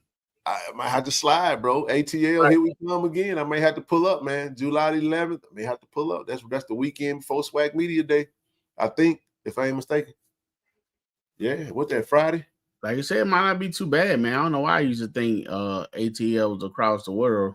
You know, I'm just talking not across the world, but it was that far. But it's really not a bad drive. So that's that Friday night. So Friday night baseball, man, I might have to go do this. I have to do this, bro. And then just go back to the Jack. Then we slide over to Media Day on the 15th. And then head on to the crib. Yeah, I'm gonna have to just do it. I have to look into that one, bro. Right. That looked fun, man. And then I got to say this, man. SWAC baseball and softball the excitement level has gone up. I think the play has been good. just the energy around it has increased. It has. I'm loving that though. That's good. That's really good actually. I mean, because what it is, Ken, you got a good product on the field now. Yeah. And not just, one team or one player. You have multiple players on each team, and then it's competitive. And then definitely in baseball, man, you have from Alabama State to Grambling, us, and sometimes even Southern who's competing, for the division every year, man. So it's just not a total dominance right now. Two Florida schools, FAM and Bethune, who obviously won. Bethune was just better than everybody this year. Is Magic Johnson a part owner of the Lakers? I don't know about that. Possibly. He was at one point in time. I don't know how big his share was. I hadn't heard. Yeah, man. They so she'll be the governor. Jeannie will be the governor for the foreseeable future for they playing at Truist Park. Okay. Robert Tate had a huge showing last season in either this game or Swingman Classic. I you know what, man, I'm gonna talk to Coach Omar and just kind of see, because this is cool, man, an all-star game. Because these guys are not done. This is just an all-star game, TD. This ain't for seniors. You know how some all-star games be for seniors. Okay, this is not what this is. Okay. Well, I mean, I'm pretty sure there's quite a few seniors on here, but I know some of these guys got eligibility left, bro. They'll be back to play. Okay, he has a minority ownership. That's what Doc just said. But man, that's pretty cool, bro. Playing at Truist Park, Truist. We 10-ruled Bethune and ended up losing the season series. That tells you what type. Yeah, our season was very up and down, man. It was very up and down. But I think we shake back, though. I think we don't. Sometimes, Tate and Ditter has eligibility left. Can't lose them to the portal, though. We already going to lose Eichelberger to the portal. Mm-hmm. McClatty's gone. Tate was a freshman last year, or a freshman or sophomore, one or two. I think he was a freshman, but we got some good players coming in. Usually, man, I hate to say this, but sometimes we just don't do well when the expectations are high. It's usually when we don't have expectations that we go out there and kill it. That's why it hurts so bad to lose both of those championship games the way that we lost them. We lost 2 SWAC tournament championships literally on the last out of the SWAC tournament. One to Southern, one to Grambling. Mm-hmm. Mm-hmm. Bottom of the ninth for all the marbles. Yep, Magic is also part of all right, but nevertheless, let's keep it moving. TD, where them fans at? Look at his eyes move. Hey man, the Country Boy Experience coming to a block party near you. Shout out to Coach O, man, Coach TC and M. Bar Jackson. The Country Boy Experience. Hello, man. August 15th, man. So there will be more information to come with this, man. We, talking to Coach O, some type of VIP experience coming up with this thing. We gonna partner with them in some kind of way. For all the collective, those who signed up, we may have a big old fanned, air conditioned type, big fan blowing type tent. We're gonna have that. We're gonna have them. We're gonna have that collective whiskey, that collective vodka. For we might have a young lady to pour it up for. Ain't no telling, man. This is different, bro. I'm not a big fan of the fans. Y'all know that, but I do not. I have to say this. I respect it. It ain't my lane, but I respect it. I bet you don't have a problem with the right hip. Oh, else. Hey, but listen, I do want to take this time because of this flyer right here, man. Shout out to Coach Taylor and them, man. He put that out there. So August 15th is going to be a JSU football season kickoff, block party, and a concert. We're gonna have Coach O come up. Coach O come up and he gonna put that out there and let everybody know who's all gonna be on the ticket that day. But let me say this though. I want to send a huge shout out to my cousin, man, my little cousin who been doing her thing. My cousin Tay Cheesy, man. So for that's That's my cousin, man. That's my family. That's my real family right there. And man, she was. I was so proud of her, bro, because I was watching the BET Awards a couple weeks ago, and 803 Fred, he come out there, where them fans? He sounded good, man. He was performing the song on the outside stage before the BET Awards started, right? Right. So I'm watching the dancers, man. They like, blah, blah, and I'm seeing this little girl just dance. She was putting her hip in it, and she was getting down with it. And I kept looking. I said, wait a minute. That Taylor? I said, oh, shit, that's cuz. I'm losing it. But I said, oh, shit, look at my cuz. Man, she did this thing, bro. She did this thing, bro, where you know how when they get to that part, when they do the fans, it's flop, flop, flop. Bro, she did a split. She like split one side, like flop, flop. Yeah. Like she was doing a split from one side to the other side with the song, and she come back up, and I'm talking about throwing her hip. Man, I was like, girl, you going with your bad self, man. Man, that young lady is a dancing machine. I witnessed her dance from the beginning of the parade to the end. See, that's her passion, man. It is. Shout out to Pops, man, who, was also an entertainer coming up. Her mom is my first cousin, my big cousin. She's also my dentist. So Dr. A, Van Smile Dentistry over on Pear Orchard. Go see her. Oh yeah, by the way, man, we gonna work something out with that as well. But I'll say this though about that. Her story is beautiful, man, because it's a testament to finding a lane in something that you love doing, TD. Mm-hmm. And she stuck with it. I think she was just at M-Bar, man. Had like something that might have been this past week, might have been yesterday or something like that. I don't know. But yeah, man, she's followed her dreams, man, and she be dancing. She be dancing everywhere, man. She went with Famous Amos and the crew, and it's been on and popping. Just got another sign up. That's what I'm talking about. Y'all keep signing up. I saw she and her crew shut down Valley at a basketball game last year. And look, and you ain't beating Taylor. If there's ever a dance competition, oh yeah, I'm going to get her. I'm going to get fam. But no, man, had her birthday. Happy birthday, belated. She had just had a big birthday celebration over at Ice House. Surprise birthday on Sunday. Didn't get a chance to make it by there, but I know she's gonna be here.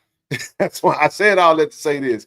She gonna find her way in this. This is so for all the country folk, the folk that love that country type. They gonna have their boots on. They ain't got no boots, man. I ain't got no boots. I ain't gonna buy no boots for this, man. Too hot, gonna be hot. I ain't buying no boots. I don't know how, shout out to Javancin, Coach Quinn, Coach Taylor, you know what I'm saying, Coach O, everybody love that, just put on that country boy experience. So if you love not country music, no disrespect to country music, but this that blues vibe, that blues feel, it's gonna be a movie, man. You gotta when all the information does drop for this event, we're gonna go ham, man. Support it. This is definitely a fundraiser event per se, I would say, because it is in partnership with M-Bar and Jack State football, led by and hosted by Coach Taylor and JSU football. So, tell Coach Jones, tell Coach Evangelist Jones, they ain't gonna be allowing them 4-wheelers on the field, man. It might be a stage in Lot A. I don't know. It just depends on the turnout, man. It depends on the turnout. But this is the initial flyer. Just be on the lookout. Y'all just save the date, August 15th. Circle August 15th on your calendar and be prepared to pull up, man. It's gonna be a good time. It's gonna be definitely a good time, man. I mean that flyer had a nice had a little hint of red in it, man. Hey, what on his shirt? No, hey, man, listen, the M. The M, man. Listen, I'm done. I've given my opinion. Go ahead, man. That was me. No, I'm teasing. I don't give a shit no more, man. I'm locked in on what we're doing. It is what it is. How's your boy experience? 100 boy experience, man. Now I will say this. Now, you know, I listen. I don't know who made the flyer, but I will say this: if the stars were red in that little experience part, it'll be fly. It'll pop. It'll pop too. It'll pop too. You know. But nevertheless, man, we moving right along. The goal is 500. TD, we now 38 signups away from 500. Boy, I can't wait. It's gonna be a celebration. I think we can hit it. It's just June the 18th right now. Tomorrow's June 19th. It's gonna be Juneteenth. I'm excited to this Friday. I'll be taking kiddos to Universal Studios, man. Bible class trip, man. Going to the Universal Studios to for Juneteenth, man. So it's gonna be cool. But I said that to say this: we are only 12 days away before the month ends, right? Mm-hmm.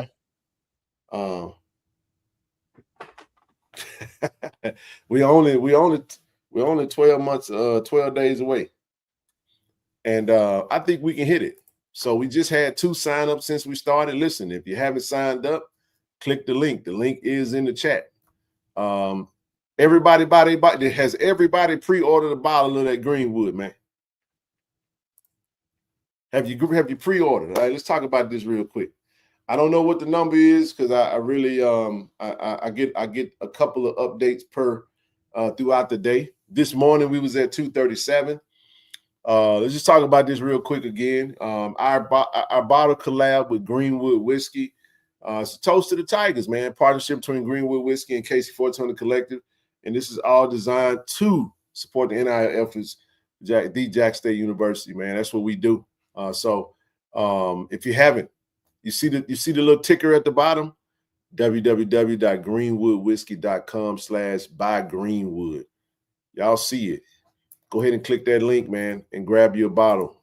The pre-order went live on Monday, and we've been killing it, man. First day, come out the gate strong with it, and I want to hit 300. I want to hit 300. I know we can hit 300. So if you haven't purchased your bottle, go ahead and grab you one. Tonight, let's move right along, man. Let's get through these camps real quick, and then we'll finish up with some camp talk, man. So kids camp started today. It'll be tomorrow. Austin said he wore out over there. Then we got women's camp coming up this weekend, man. So ladies, if you haven't signed up, go ahead and get signed up for the women's camp. Let me know how them oxtails and them lamb chops was hidden. No, let me know. Bring some. What are you talking about? We can't come. John said he got 2 bottles. Okay. Good deal. Good deal. If it's anybody watching tonight that haven't pre-ordered a bottle, man, let me drop that link real quick. Make sure you guys go over there and do that. Go grab you a bottle, man.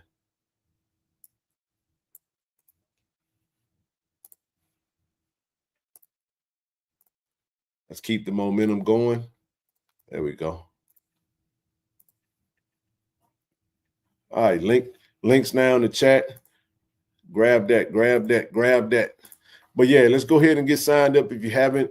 TD, we're actually gonna the gentleman that's over this event as we get closer to the first purchase of case. Appreciate you there, Ephraim. Enjoy Juneteenth. It's my birthday. Happy birthday, big sis. Happy birthday. Happy birthday. Appreciate all that you do. Much love to you. And then don't forget your season tickets, man. Get your damn tickets. Get your season tickets. Again, the Country Boy Festival TD is going to be a push for season tickets. Well, really for tickets, period, because season tickets going to be going out by then. It's going to be single game tickets at that time. Yeah. So, but that ends at what, July 21st? July 31st, baby. 31st? July 31st. But man, listen, we'll transition real quick. We got about another 25 minutes before we get ready to get up out of this thing, man. Ken, you said 300 bottles by when? I want 300 bottles by tomorrow. If we can do it tonight, that'd be great too.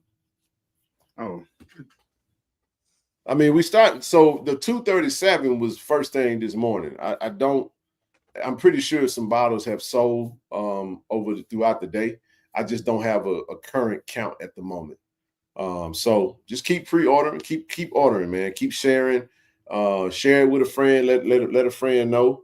And we'll go from there. And if they don't deliver to your city, your state, send it to your cousin's house. And he can drive it over there to you. I ain't gonna say they can bootleg or nothing like that.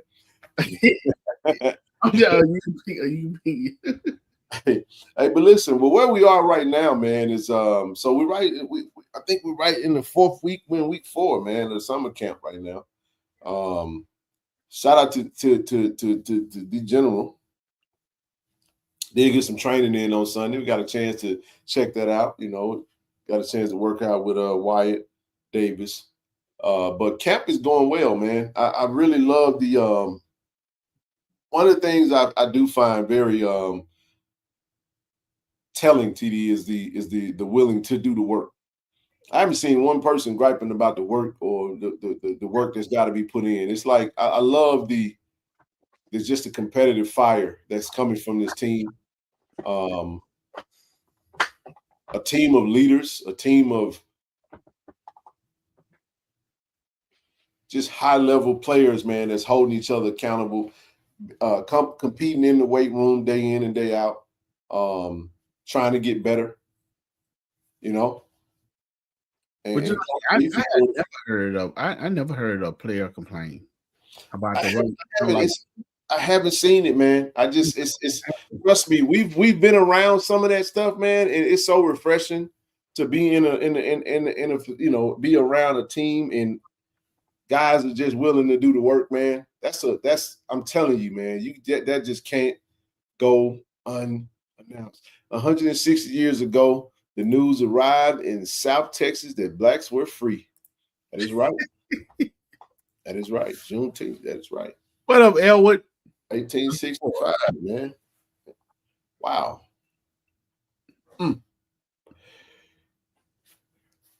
Happy birthday to my sister, man. Bonita Lou. Hey, Aqua. What's going on, sis? But yeah, man. You know, one thing I would say that is somewhat surprising to me. What's that? Somewhat. How hard Nate Rimba worked. He worked hard, man. For to be as talented as he is already, just a natural given talent, that young man really works at his craft. He does. And it's kind of shocking because, you know, when you have a lot of athletes that they're just automatically gifted, they don't work as hard. That's true. Man, some instances, that's true. I'm sure it's more for sure, but I'm just saying. I just noticed his posts and the stuff that he's doing, even out there catching balls on Sundays. You know what I mean? Put in the work, man. So I can see why he's having the talent the way that he is.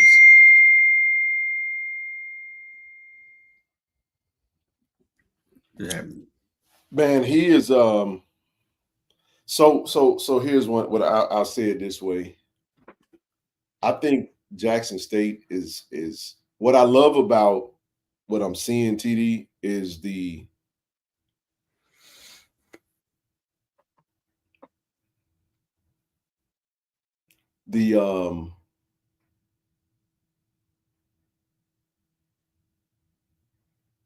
trying to think of the word or how to say it, man.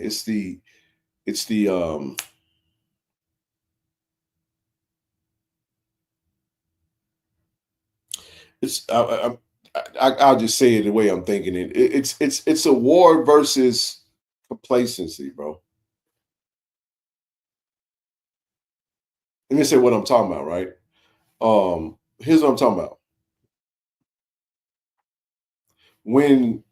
When outsiders are talking about the Jackson State team, they're talking about it's kind of, you kind of get JSU fatigue. So whether intentionally or unintentionally, TD, there's a numbness that comes with us talking about how great our team is, how great our recruiting class was, how it's like an embarrassment of riches at this position and blah, blah, blah, blah, blah, right? So what tends to happen is when anyone else does anything, it gets over magnified. And some of that some of the overage that's pushed in certain directions is merely because of JSU fatigue. I'm serious. There is a small dose of that. So if somebody gets a player signs, it's like, oh, there's an overselling of said player for whatever the case may be, when in actuality, it's really just most of these guys are just a guy that just committed and just signed. You know, we have a word for it. We call them a jag. You know, no offense, yet offense towards Edward and the rest of them Jaguars down in Baton Rouge. The point that I'm making is that we're just quietly working. And I love that because there is no haughtiness to this team. There is no arrogance to this team. There is no, man, we national champs. And no, the national champs are gone. Right. That this team ain't no national champ. We ain't played a game yet. Right. We haven't played a game. Now, are there some guys that were on last year's national championship team? Of course there are. There are plenty in the room. But what I'm saying is when you go around this team and you go around the coaches and the work that they're putting in, they're working as if they didn't win the Celebration Bowl. And that's what I do love, because that's what you have to war against. That's what you have to fight against. You have to fight against complacency, bro. Fight against comfort. And you talking about a Nate Rimmer. Nate, look at the program Nate comes from. He was the best of what they had at Valley, right? So winning at the level that JSU won, Nate hasn't experienced that in the SWAC per se. So he's coming in with a different kind of hunger than said whomever. Right. And what they'll do is that will inspire others to do the same. Also with the likes of a Shamar Savage. Also with the likes of Brother Jalen Ware, who's coming in, Kanye Varner, who's coming in, and other players who transferred in who isn't used to or wasn't used to the JSU culture or wasn't playing as much as they expect to play now at Jackson State. So I love it because it's just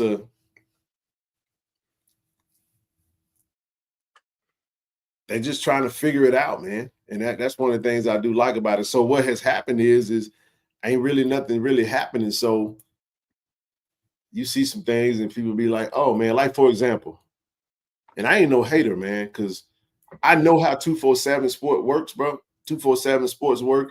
They put out the thing. Everybody was saying, oh, man, you know, Prairie View got the top class in the SWAC according to 247 Sport. And then you go look at 247 Sport, then the majority of Jackson State's commits aren't even on the website. So we're not even in the top 5, bro. it's like Prairie View, all these other schools, and JSU ain't even mentioned, bro. And it's like he killed it in recruiting. But it's okay. Let everybody have their moment. That's what I'm saying. So in that way, it's kind of like a quiet, let them build that disrespect back up. Like, we need that, bro. Like, that's a real, that we feed off of that. We feed off of that.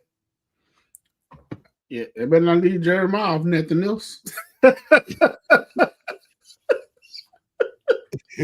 Real, bro. Hey, knowing the SWAC in less than a month, TD, we're gonna find out what? We're gonna find out who's who. We're gonna find out who's who. Hey, man, they need Jeremiah something. They're gonna be replacing centers left and right. You're gonna need about 3 centers on your team, man, for real, man. But no, when we, again. So I wasn't necessarily having young man. I was giving credit and respect, and where it's due. I wasn't, just saying he's the only one doing it, because, like you are saying, it is a team effort, and the whole team is putting in work. Shout out to Coach Beef, in the program that he and his staff is running, too.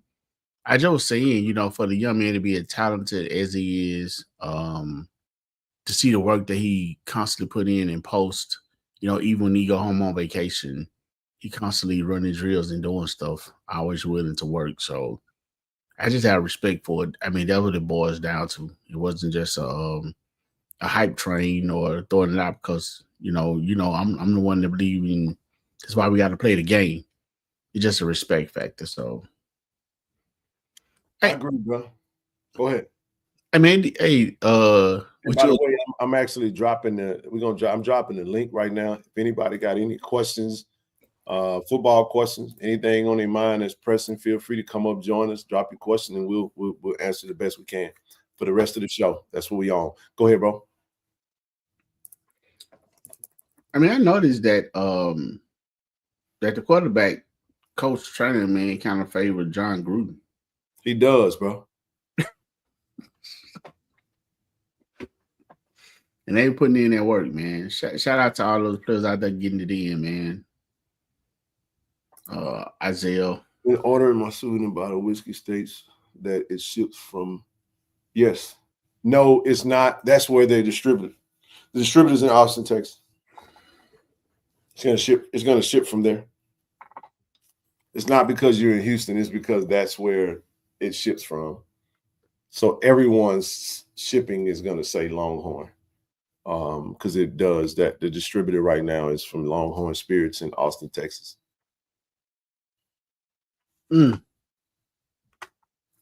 My second home.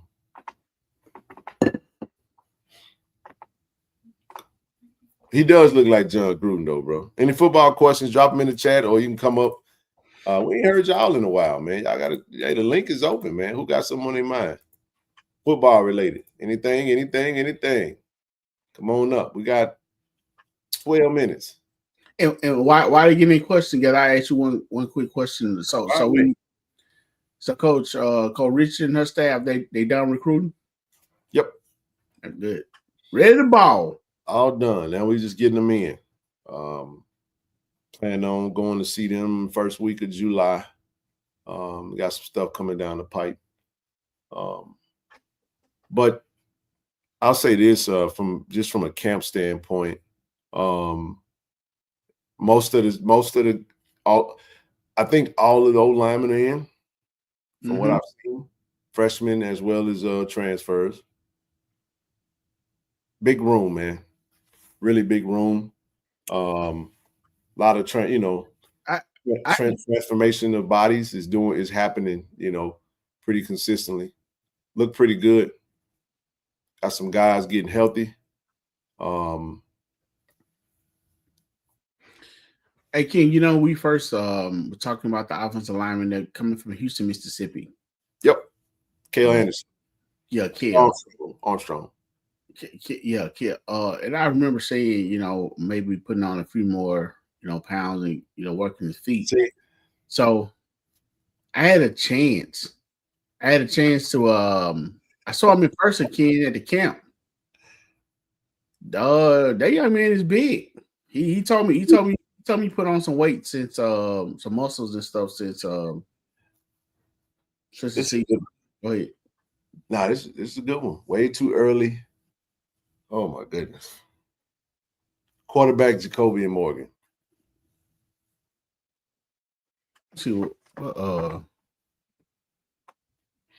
Damn. All right. This is just my way too early starting lineup.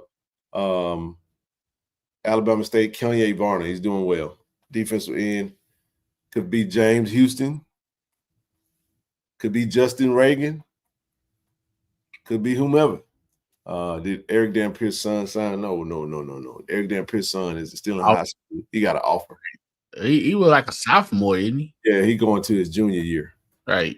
Yeah. We're gonna stay on football though. All football related. So we're not gonna jump across sports real quick. All right. So way too early starting TD. I'm gonna give. You want to go? You want to take a stab at this at first? I'm gonna hear what I got to say. You're way too early. Hey, way too early. Starting.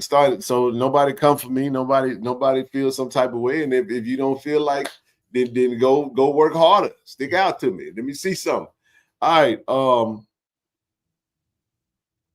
Quarterback Jacoby Morgan. Running back Travis Terrell. Center Alex Abuela. Left guard, DeAndre Towns Blue. Left tackle, Mason Barton. Right tackle, DeQuarius White. Right tackle, Quay Davis. Tight end, Marvin Landry. Right guard. I think you said you said DeQuarius White or right tackle. What do you mean right guard?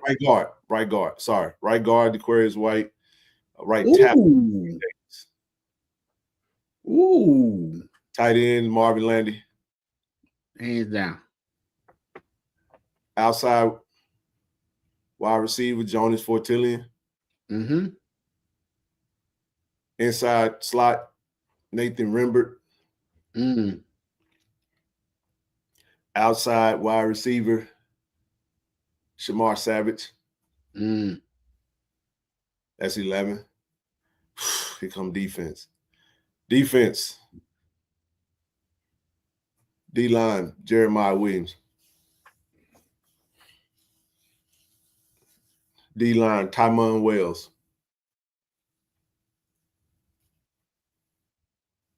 Ooh. Left end, John Brown. Right end, Jace Ward.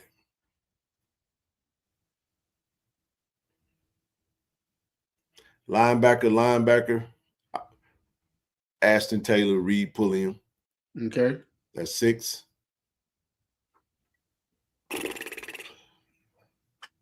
Nickel, Cam Salas. Okay. Cornerback.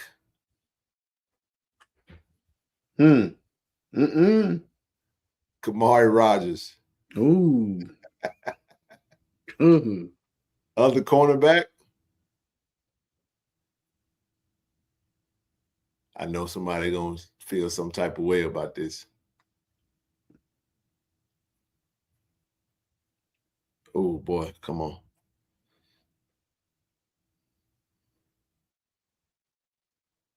Mike Smith. Okay. Yeah, I'm with, yeah. Safety. Shamar Stewart. At strong. Free safety, BJ Washington.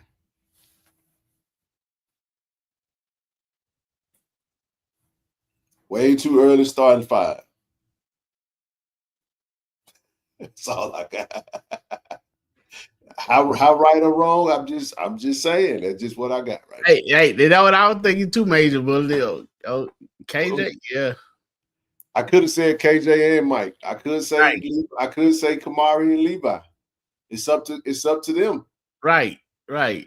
It's up to them. I'm not saying who. This is way too early. So with it being way too early, that's why I always like to say on the strength. I could honestly say KJ Chisholm at corner, Mike Smith at corner. I mean, they can go either way. That's why I said way too early. I mean, but you can go like it's that's what I got. It's way too early. I ain't gonna change it. It's really no right or wrong answer. It's just that's what I got right now. That could very well change. Yes, Kevin, trust me. The young Bucks ain't letting up, man. I'm just trying to tell y'all, they're not letting up. Man, Mike, yeah. I said Shamar Hawkins. I said Shamar Stewart. My mistake. Appreciate that, y'all. I did say Shamar Hawkins. Who the hell is Shamar Hawkins? Who the hell is Shamar? Who's Shamar? You know what I'm thinking about? I'm sorry. I'm thinking about Shamar Stewart, man. From that, I've been watching that damn Bengals debacle because he holding it out. He ain't signed yet. Shamar Stewart, the dude from Miami, who signed with Texas A&M, and he got drafted by the Bengals, and he still haven't signed his contract. They put a clause or something in his contract, and TD, they had a stalemate right now. I was just watching it on SportsCenter. That's why I said Shamar Stewart. That's my mistake. Shamar Hawkins. Still. Hey, Chatty, better we won't know who's starting until Richard says who's starting versus Hampton. I'm just telling you, I don't freaking know, man. It's tough. It's tough. I could go Kenan Christian at running back. I could go Amari Matthews at running back. It's so many ways to go. It's some you know who gonna start. You're like, okay, this is. I can go Muda at center. I'm not trying to. And that's why I said, ooh, when you said that, and I was thinking like just on the strength of the team last year. I ain't even going off that. I'm just going off of. I got my reasons. I mean, hey, you know what I said, on the evaluation, but I just, being that nothing has been played and so far off on the strength of last year, I was. That's why I said like when all right, just being at camp and observing like who's running as the ones right now. If I just went off who's work, Tymon and Jeremiah has been the ones at the D tackle. That could switch. Tymon could shift and you put Jalen there. Or you can shift and put Kazari's Bowie there. Or you can put Lacey there. I don't think Jeremiah's a no-brainer,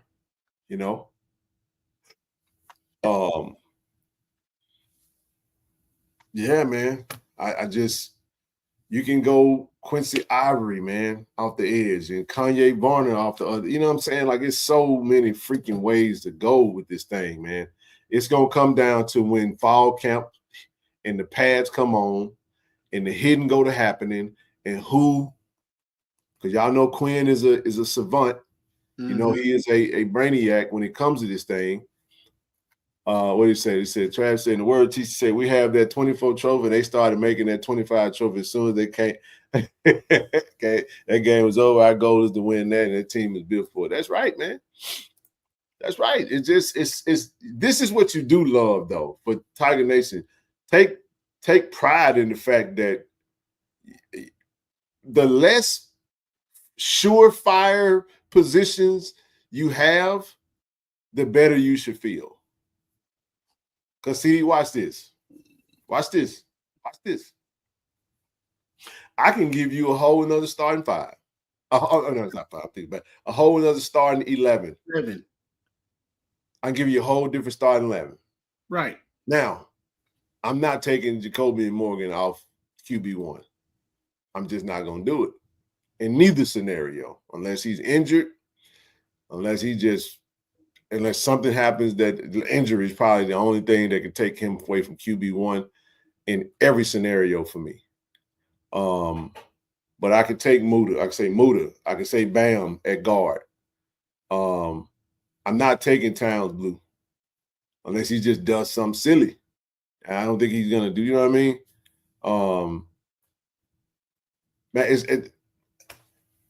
But you can go Cam James and Bruno Zandamela, Bam Williams, Muda, Isaiah Villanueva. That's a whole starting five. That's different. Ziggy's injured. He's rehabbing. He's rehabbing. Yeah. So he's gonna be a minute. But what impact do you have? I was just about to say Carmelo Jones will be a major impact at linebacker. Carmelo Jones, it will play the same role as Reed in action. I mean, he will play a lot, and he can also come off the edge. He can actually do both. Actually, and Reed will too. So both of them. Only reason why you probably not seeing him off the edge right away, TD, is because we're so freaking deep at the edge. Right. Little thin at linebacker just from the standpoint of bodies, but we got a lot of freshmen that's going to play linebacker. It just is what it is, man.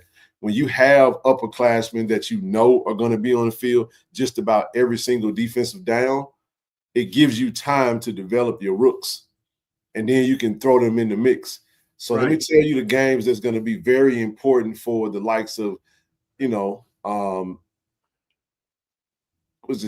Lundy and Keith Bass and Cam Evans, right?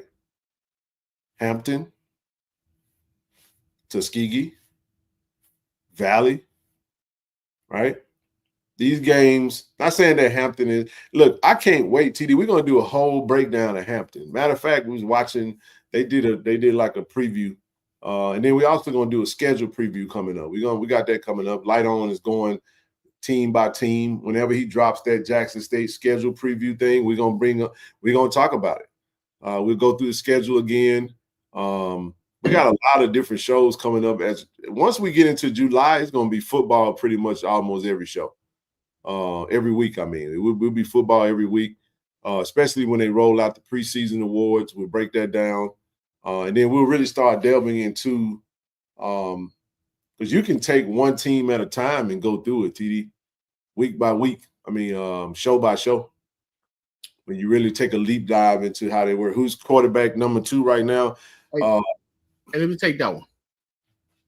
Let me take that one real quick. You fire away, big dog. You got it.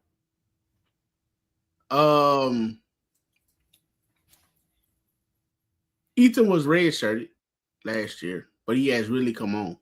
Parker has come on. That's a toss-up. To be honest to me, Ken, Parker and Ethan, I think both of them have potential, but to get a slight edge, and I know what we got coming in, I probably have to go with Ethan right now. Fair. What you got? He ain't on campus. Oh, okay. Well, that's just me. I got I'm saying, like, but okay. What I'm saying is that I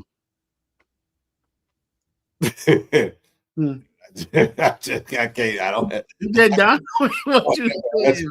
Okay. I mean, if I have to, and I'm just talking. I don't know. I don't know. I don't know. I would say if I had to pick, I'm gonna probably say the same thing. I got to see them. I don't have an answer for that right now. I do not have an answer because I got to see them throw. They both made strides, though. Parker and Ethan are going to be really good for us. And I can't pick one of the two. And I'm saying that because we have another quarterback that's not. Right. I think you threw your mom too. That's what I'm saying. Like, I won't choose a QB2 until I see everybody throw and everybody. I don't think it's fair to any of them to do that yet. You know what I mean? I just know that we got QB1. And that's it. You know me, man. I don't want to do none of that. What we did, well, of course, if Lockhart is healthy, he will be in the mix. Absolutely. But what we're saying is that you're saying exactly what I'm saying, Mike. And that is when everybody is there and everybody's throwing and everybody has their opportunity to compete, then we will be able to know who it is that will potentially be. And then it's still June. You keep in mind, family, James Houston joined Jackson State's roster in July.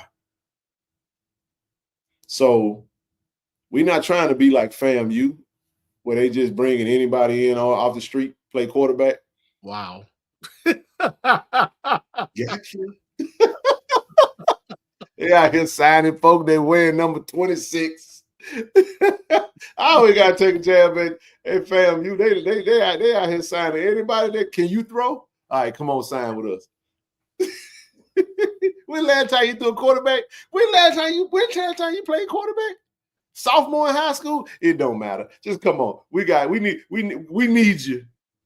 Full throttle. Wow. See, Travis is giving away. I learned a long time ago. Wait. Right. Well. But no, QB. But if I had to pick one right now, I'm gonna go with.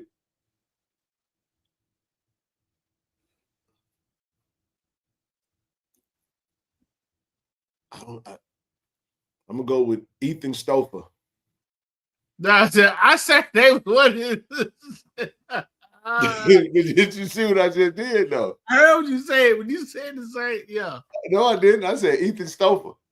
That person know they. I'm going with Parker Terrell. What is either or, huh? Huh? Either or. I can't. I'm tell you, man. Well, you kind of threw me real quick, and I think you got Israel too. When I said QB2, I said Ethan Terrell, you said not on campus. So it made it seem like Ethan wasn't on campus. No, man, no. That's why Israel like, huh? Look at this. He said Ethan Stover from Charlotte. Damn, dude. That's crazy. I'm just saying, it could just mesh it all together, and there you go. QB2. I don't know, man. I don't know. This is what as long as we don't do what we did last year. Yeah, I knew it did, Israel. That's why I said it. Because he had me for a second. I don't know. Call Southern and ex Southern who they got at QB2. Hey, Edwin, who y'all got for QB2 down there in Baton Rouge? Man, they just signed somebody. He might be QB3 or 4. I'm down with him being one when he plays. Hey, man. Hey, yeah, it messed me up, bro. Nah, man. But no, man. I gave you and then so when you go to tight ends, right? Jesse's still rehabbing. So if you had to pick one, I'm gonna say Bennett at tight end 2. Slot, Janailin Dupree, Jamil Gardner on the outside, and the other outside receiver, Butler.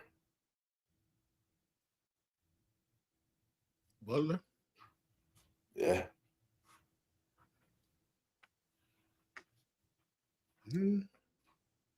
Yeah. You can go there with that. And then on defense, I'm still going to have Jeremiah in there. Like I said, you can put Jalen Ware, you can put Lacey. You can go Ivory on one side, Varner on the other side. You can go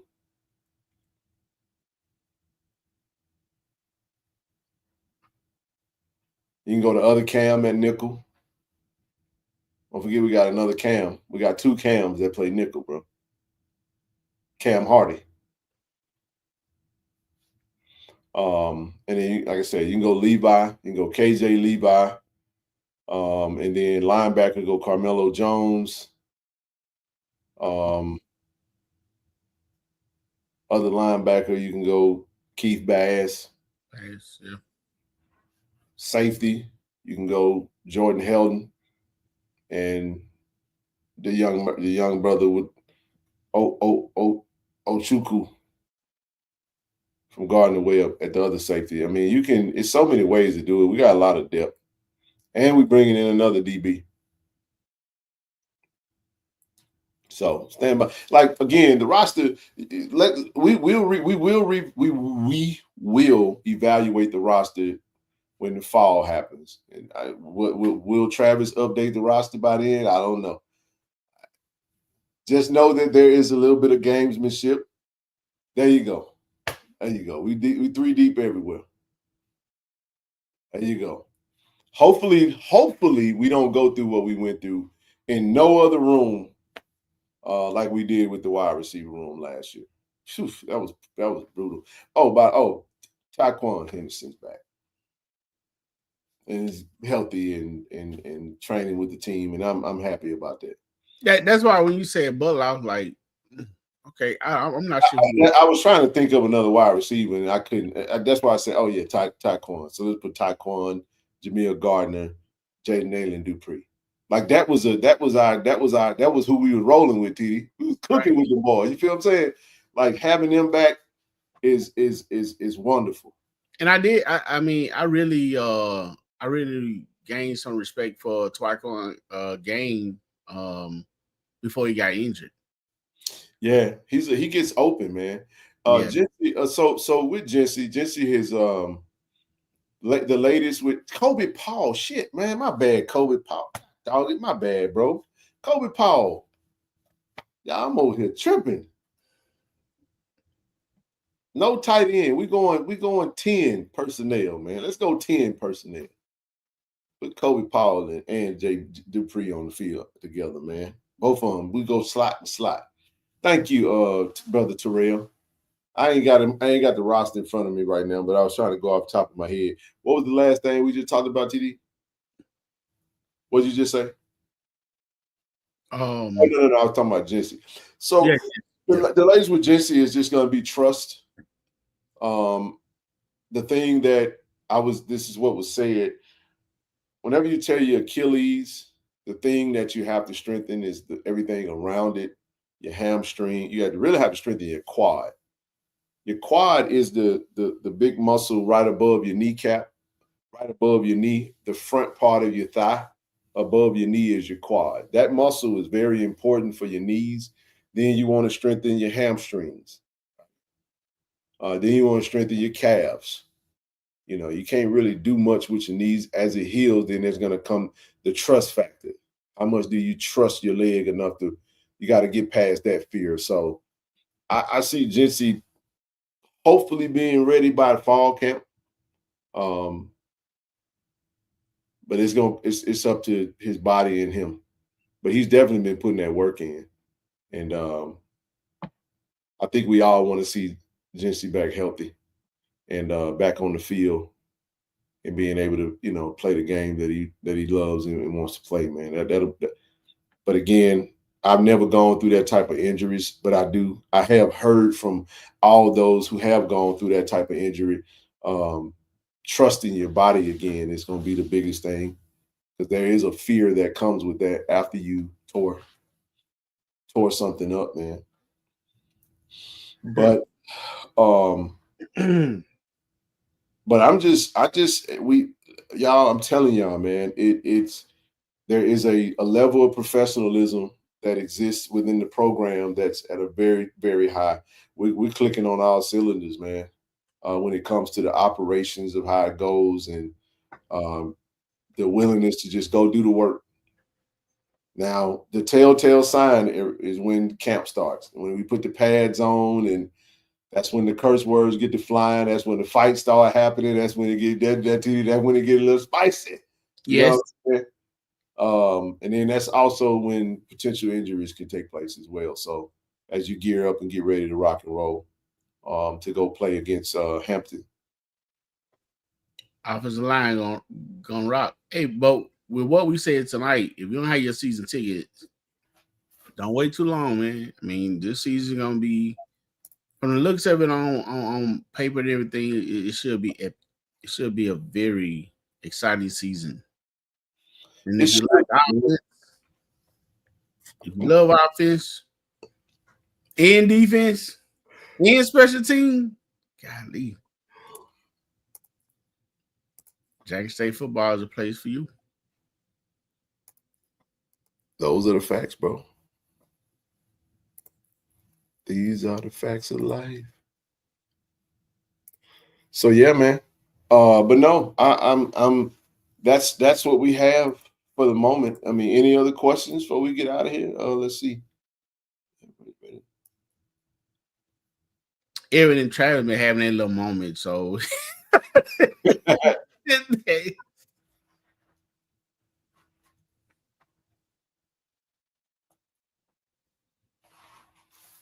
the team we're playing in Vegas has been quiet.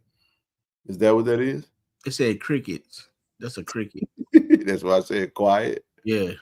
Oh, everybody trying to silently work. Listen, man, it's a good thing. The team that's made the most noise this offseason has been Prairie View. Without any question. They came in, and I gotta give Coach Jackson his props. He's really come in and create a nice wave of momentum around the program. What does that mean for on the field is yet to be determined. I wouldn't mind kicking their ass in the SWAC championship game again. Can you be singing? Atlanta. Oh God. Always. I know he don't say Atlanta, but I used to every time when Ron Eyes you say that to you, I used to always think he was saying Atlanta. Atlanta is back to you. I'll always come back to. It's Atlanta. Thank you, Travis. What is he saying in TD? Do you know what he's saying for real? I did until you said it. What is Ron Isley saying, bro?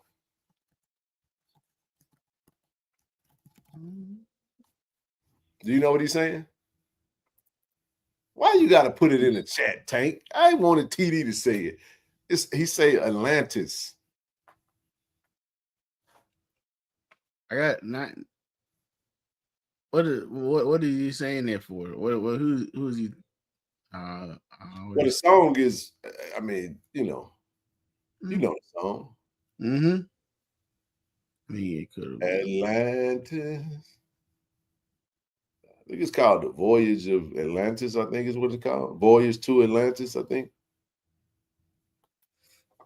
I mean, somebody might want to check Travis Cook. Travis clicked that. Well, he ain't got his whiskey yet. If he ordered one. I don't know what Travis got going on tonight, man. Which player will not? All right.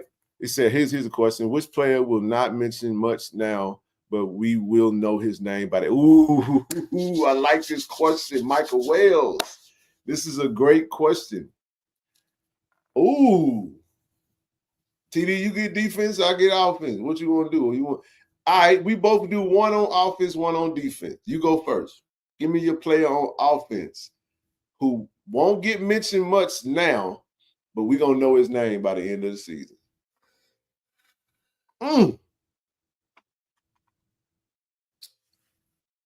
Well, I guess, Kenny Christian won't be fair. Yeah, it is. I mean, you think it'll be fair? Okay. So I go ahead and go with Kenny on offense, and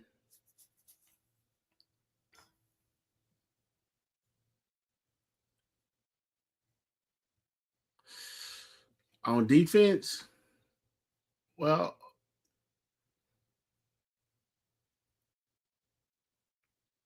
it's kind of is. I guess it's Vonner. He's not. I mean, I guess. Oh shoot. Yeah. I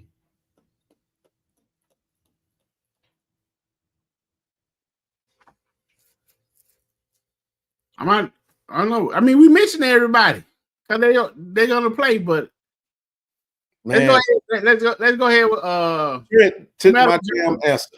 Jones, Blunt. Trent took my answer. Offense, Nate Blunt.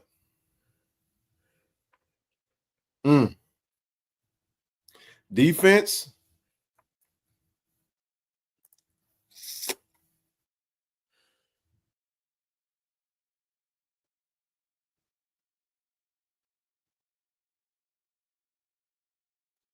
It's time for trying to leave the station now.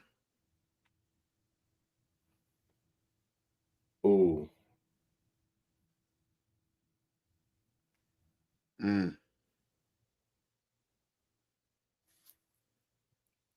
Ooh.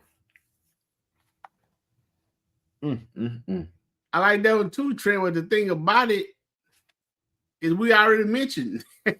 Yeah, I'm trying to think of somebody else on Carmelo Jones. I said that. You said Carmelo Jones? Mm-hmm. Okay, give me another one then. Let me say, I think I just said him though. Like on defense, we'll be saying his name a lot on defense. Mike Smith. Whoa. He tough. But Jace Ward is a great answer, by the way. Jace Ward. I thought you were gonna come back with Salas, but we talk about Silas in all of our breakdowns because we expect him to kind of fill in that role. But Jace Ward could. Damn, Jace Ward is definitely a name that you could absolutely. Yeah, he fits the bill very well.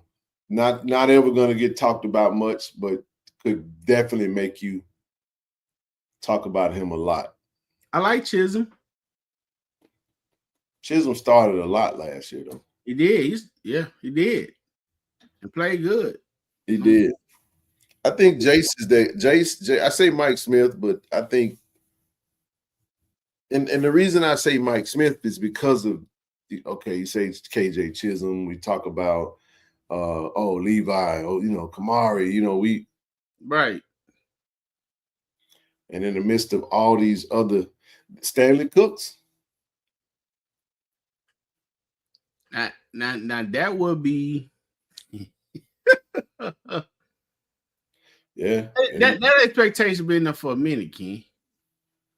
Yeah. Maybe this is the year. Maybe so. We'll see. But easily we could say, I don't know, man. Who is that, Travis? Kobe. What it do, bro? Appreciate the membership. Any other questions, man? We got 5 minutes. Was the $5 your last name? Okay. I thought that was a question. Hey, well, I got, well, we might not go into this, kid, but I will say this. Who's scoring the first touchdown?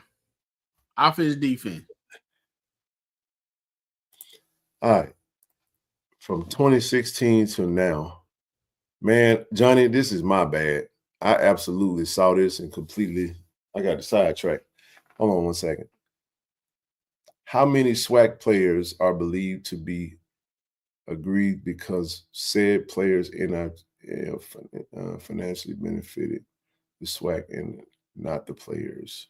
See, this is a question that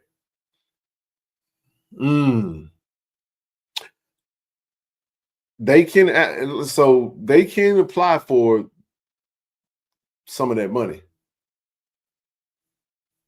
but how much they'll get back. I think all players that were pretty good between 2016 and 2024, if they played, I'll give you a name. Devontae Kincaid. For Grambling? Hell yeah. Won 2 Celebration Bowls. Tariq Cohen. 18, North Carolina. Just saying, think about it. You got players that played that benefited. Akil Glass. What about the quarterback, the kid from Alcorn? Called him Trigger Man. Felix Harper. Yeah. I mean, there was some guys that played in the SWAC that did well for themselves in the conference. Played well. The running back for Alcorn. Jarvis Howard. Jarvis Howard. That was last year. Yeah, he could. Year before last, what have you. That's a good question, man. I think it's that's yet to be determined. That's a really good question. I do not know the answer to it yet, but I think so he was on, he was. So he'll benefit from that alone. Yes, he would. Bubba Adams from Alabama State. Heck yeah. For sure. Heck yeah. Oh, yes, indeed. So now you're talking about Dozier. Yes, you are. Yes, you are. Yes, yeah. Rico. I got another name for you. What's that? Andrew Body, Texas Southern. Didn't matter if they won. No, this seriously. Texas Southern wasn't worth a damn. But you talked about Andrew, but now I know, you know what I'm saying, he had a hype train that definitely, but that's marketing. You selling? I'm just throwing names out there with that. But all the way back to 2016. So let's go back to when we just sucked, man. I don't want to think about Jack State 2016. Was Javance out there? Javance Jones. Yes, Javance Jones, Jack State.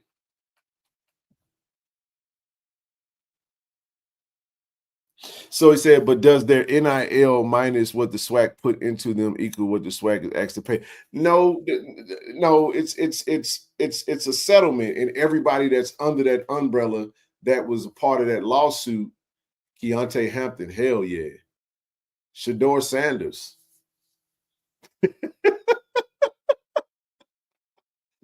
Travis Hunter, right? Now I know NIL was existing during that time, but still though, like, think about it. I just, with Keontae Hampton, Aubrey Miller.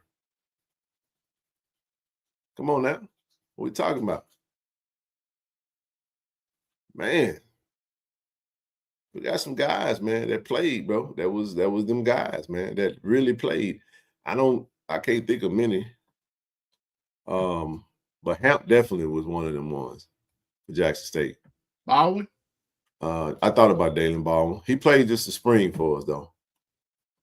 Morgan State, though. He was at Morgan State. Then he went to Michigan. So he'll be able to get that from Michigan. Because he played for Michigan.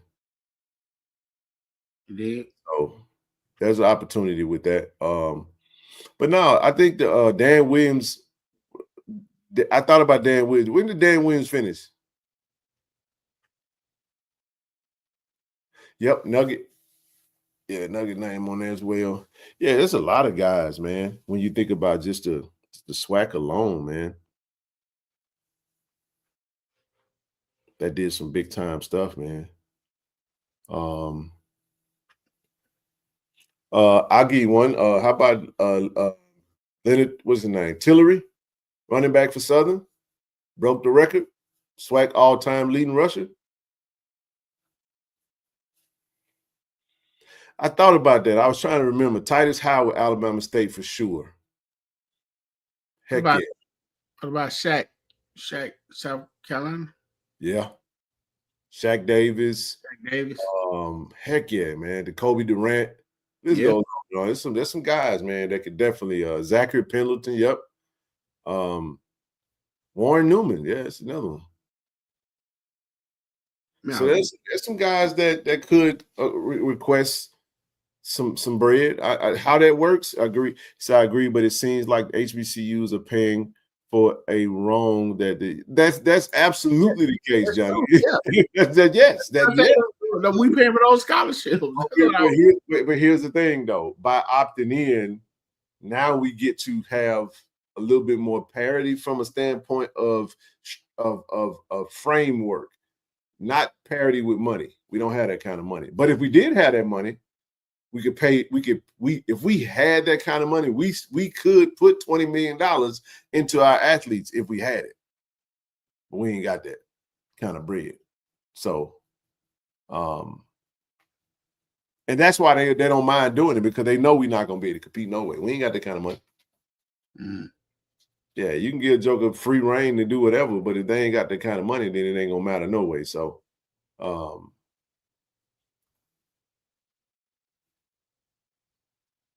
okay, Kobe. Yeah, that makes sense. Yep, that's right. So Dan did finish in 17. He was like the best thing we had going at that time. Who was our quarterback? Ivy, Lamontanez Ivy, for a little minute. Who came out the Ivy, TD? You remember? Who, Derek Ponder? Oh, no, it was Brent Lyles. And Brent Lyles came out the Ivy. Jared Hayes, Brent Lyles. Boy, that was a time I don't want to remember. Man, you doing a good job. You doing. Hey, Kobe said the dark ages. Man, you got more. Yep, Hayes from Southern. I mean, all that, bro. Yeah, yes, indeed, bro. Every time I think about Derek Ponder and Jalen Jones, I think about Lucas Oil Field in Indianapolis losing to Kentucky State. Oh my gosh, bro. I ain't gonna do that to myself tonight. I'm gonna go my ass to bed. Right. I ain't gonna do that. But nah, man, we that's it. So basically it's camp. Camp is still strength and conditioning. These guys are taking the strength and conditioning really to heart, man, and really they grinding right now. They put in a serious grind, and Grief is finding different ways to get it out of them, putting it in. They're gonna take a break soon, and then they're gonna come back for summer session 2, and then take another break, and then we'll come back fall camp. TD, we are literally almost 2 months away from football season starting, bro. I think they got that first week in next month out, and then they're back. Yep, come back. Listen, today is the 18th. Tomorrow's it's on the East Coast. It's already June 19th. So tomorrow, not only June 19th, is my brother's birthday. Send an early happy birthday to my brother Richard. He'll be turning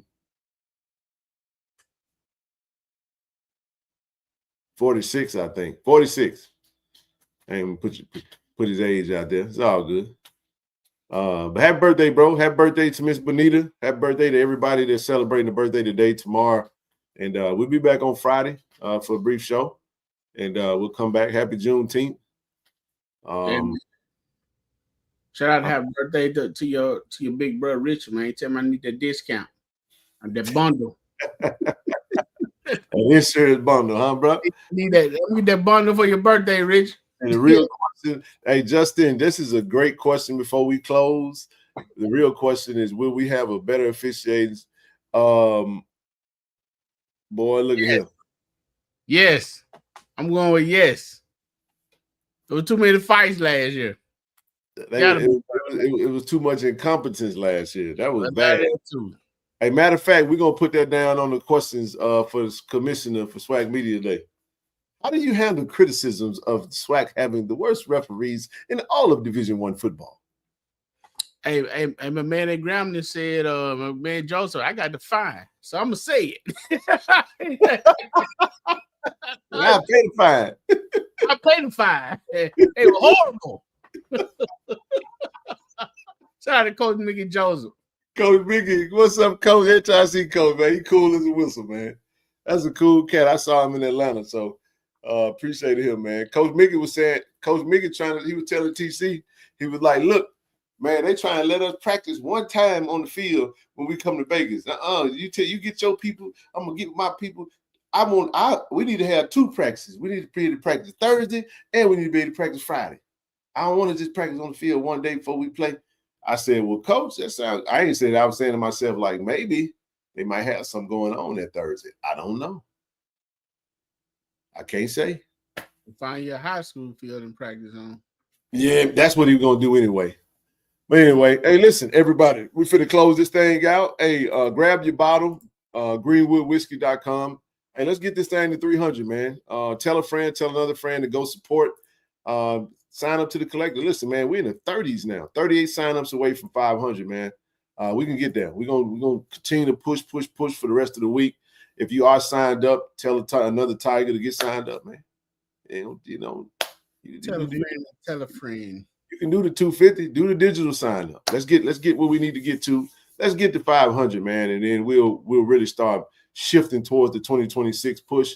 But nevertheless, we appreciate everybody. Happy Juneteenth. Happy birthday to bro. Love you, bro. And Miss Bonita, love you, baby. Happy birthday, sis. Appreciate everybody. Appreciate your support. Y'all know what it is, man. We'll be back on Friday. I'm going to listen. I'm back home, bro. I got to say this real quick. Got another comedy show this Saturday, bro. Go and check out Godfrey. My Nigerian brother, Godfrey. He coming to the Ontario Unproud. Hey, DL Hewley's gonna be in Braille, man, 30 minutes from the crib. So I started to go over there, but I'm gonna do Godfrey. I'm gonna just do Godfrey Saturday night, man. I'm gonna do Godfrey Saturday night. All right, everybody, man. We appreciate y'all. We'll see y'all on Friday. Y'all know what it is. DI love. Go Tigers. Peace out, everybody. ShoutRx is bringing healthcare to you. With our mobile health team, we can come to your school, church, or business to take care of you. We offer childhood immunizations, COVID and flu vaccinations, physicals, and much more. Don't put your health off. Welcome to Care and Compassion. Welcome to ShoutRx. Hello, I'm Kevin Dent, Jackson State University, safety, Canton, Ohio. Today I'm being inducted to the Black College Hall of Fame. I want to give a shout out to KC-1400 Media Group for giving me this platform to introduce me to this stage. I'd like to thank them, thank Jackson State and Jackson State family. Go Tigers. Hey, this True Thompson. True, you gotta get a word for Tiger Nation, man. I love y'all. Tiger Nation. Do y'all love? Go Tigers, baby. Appreciate you.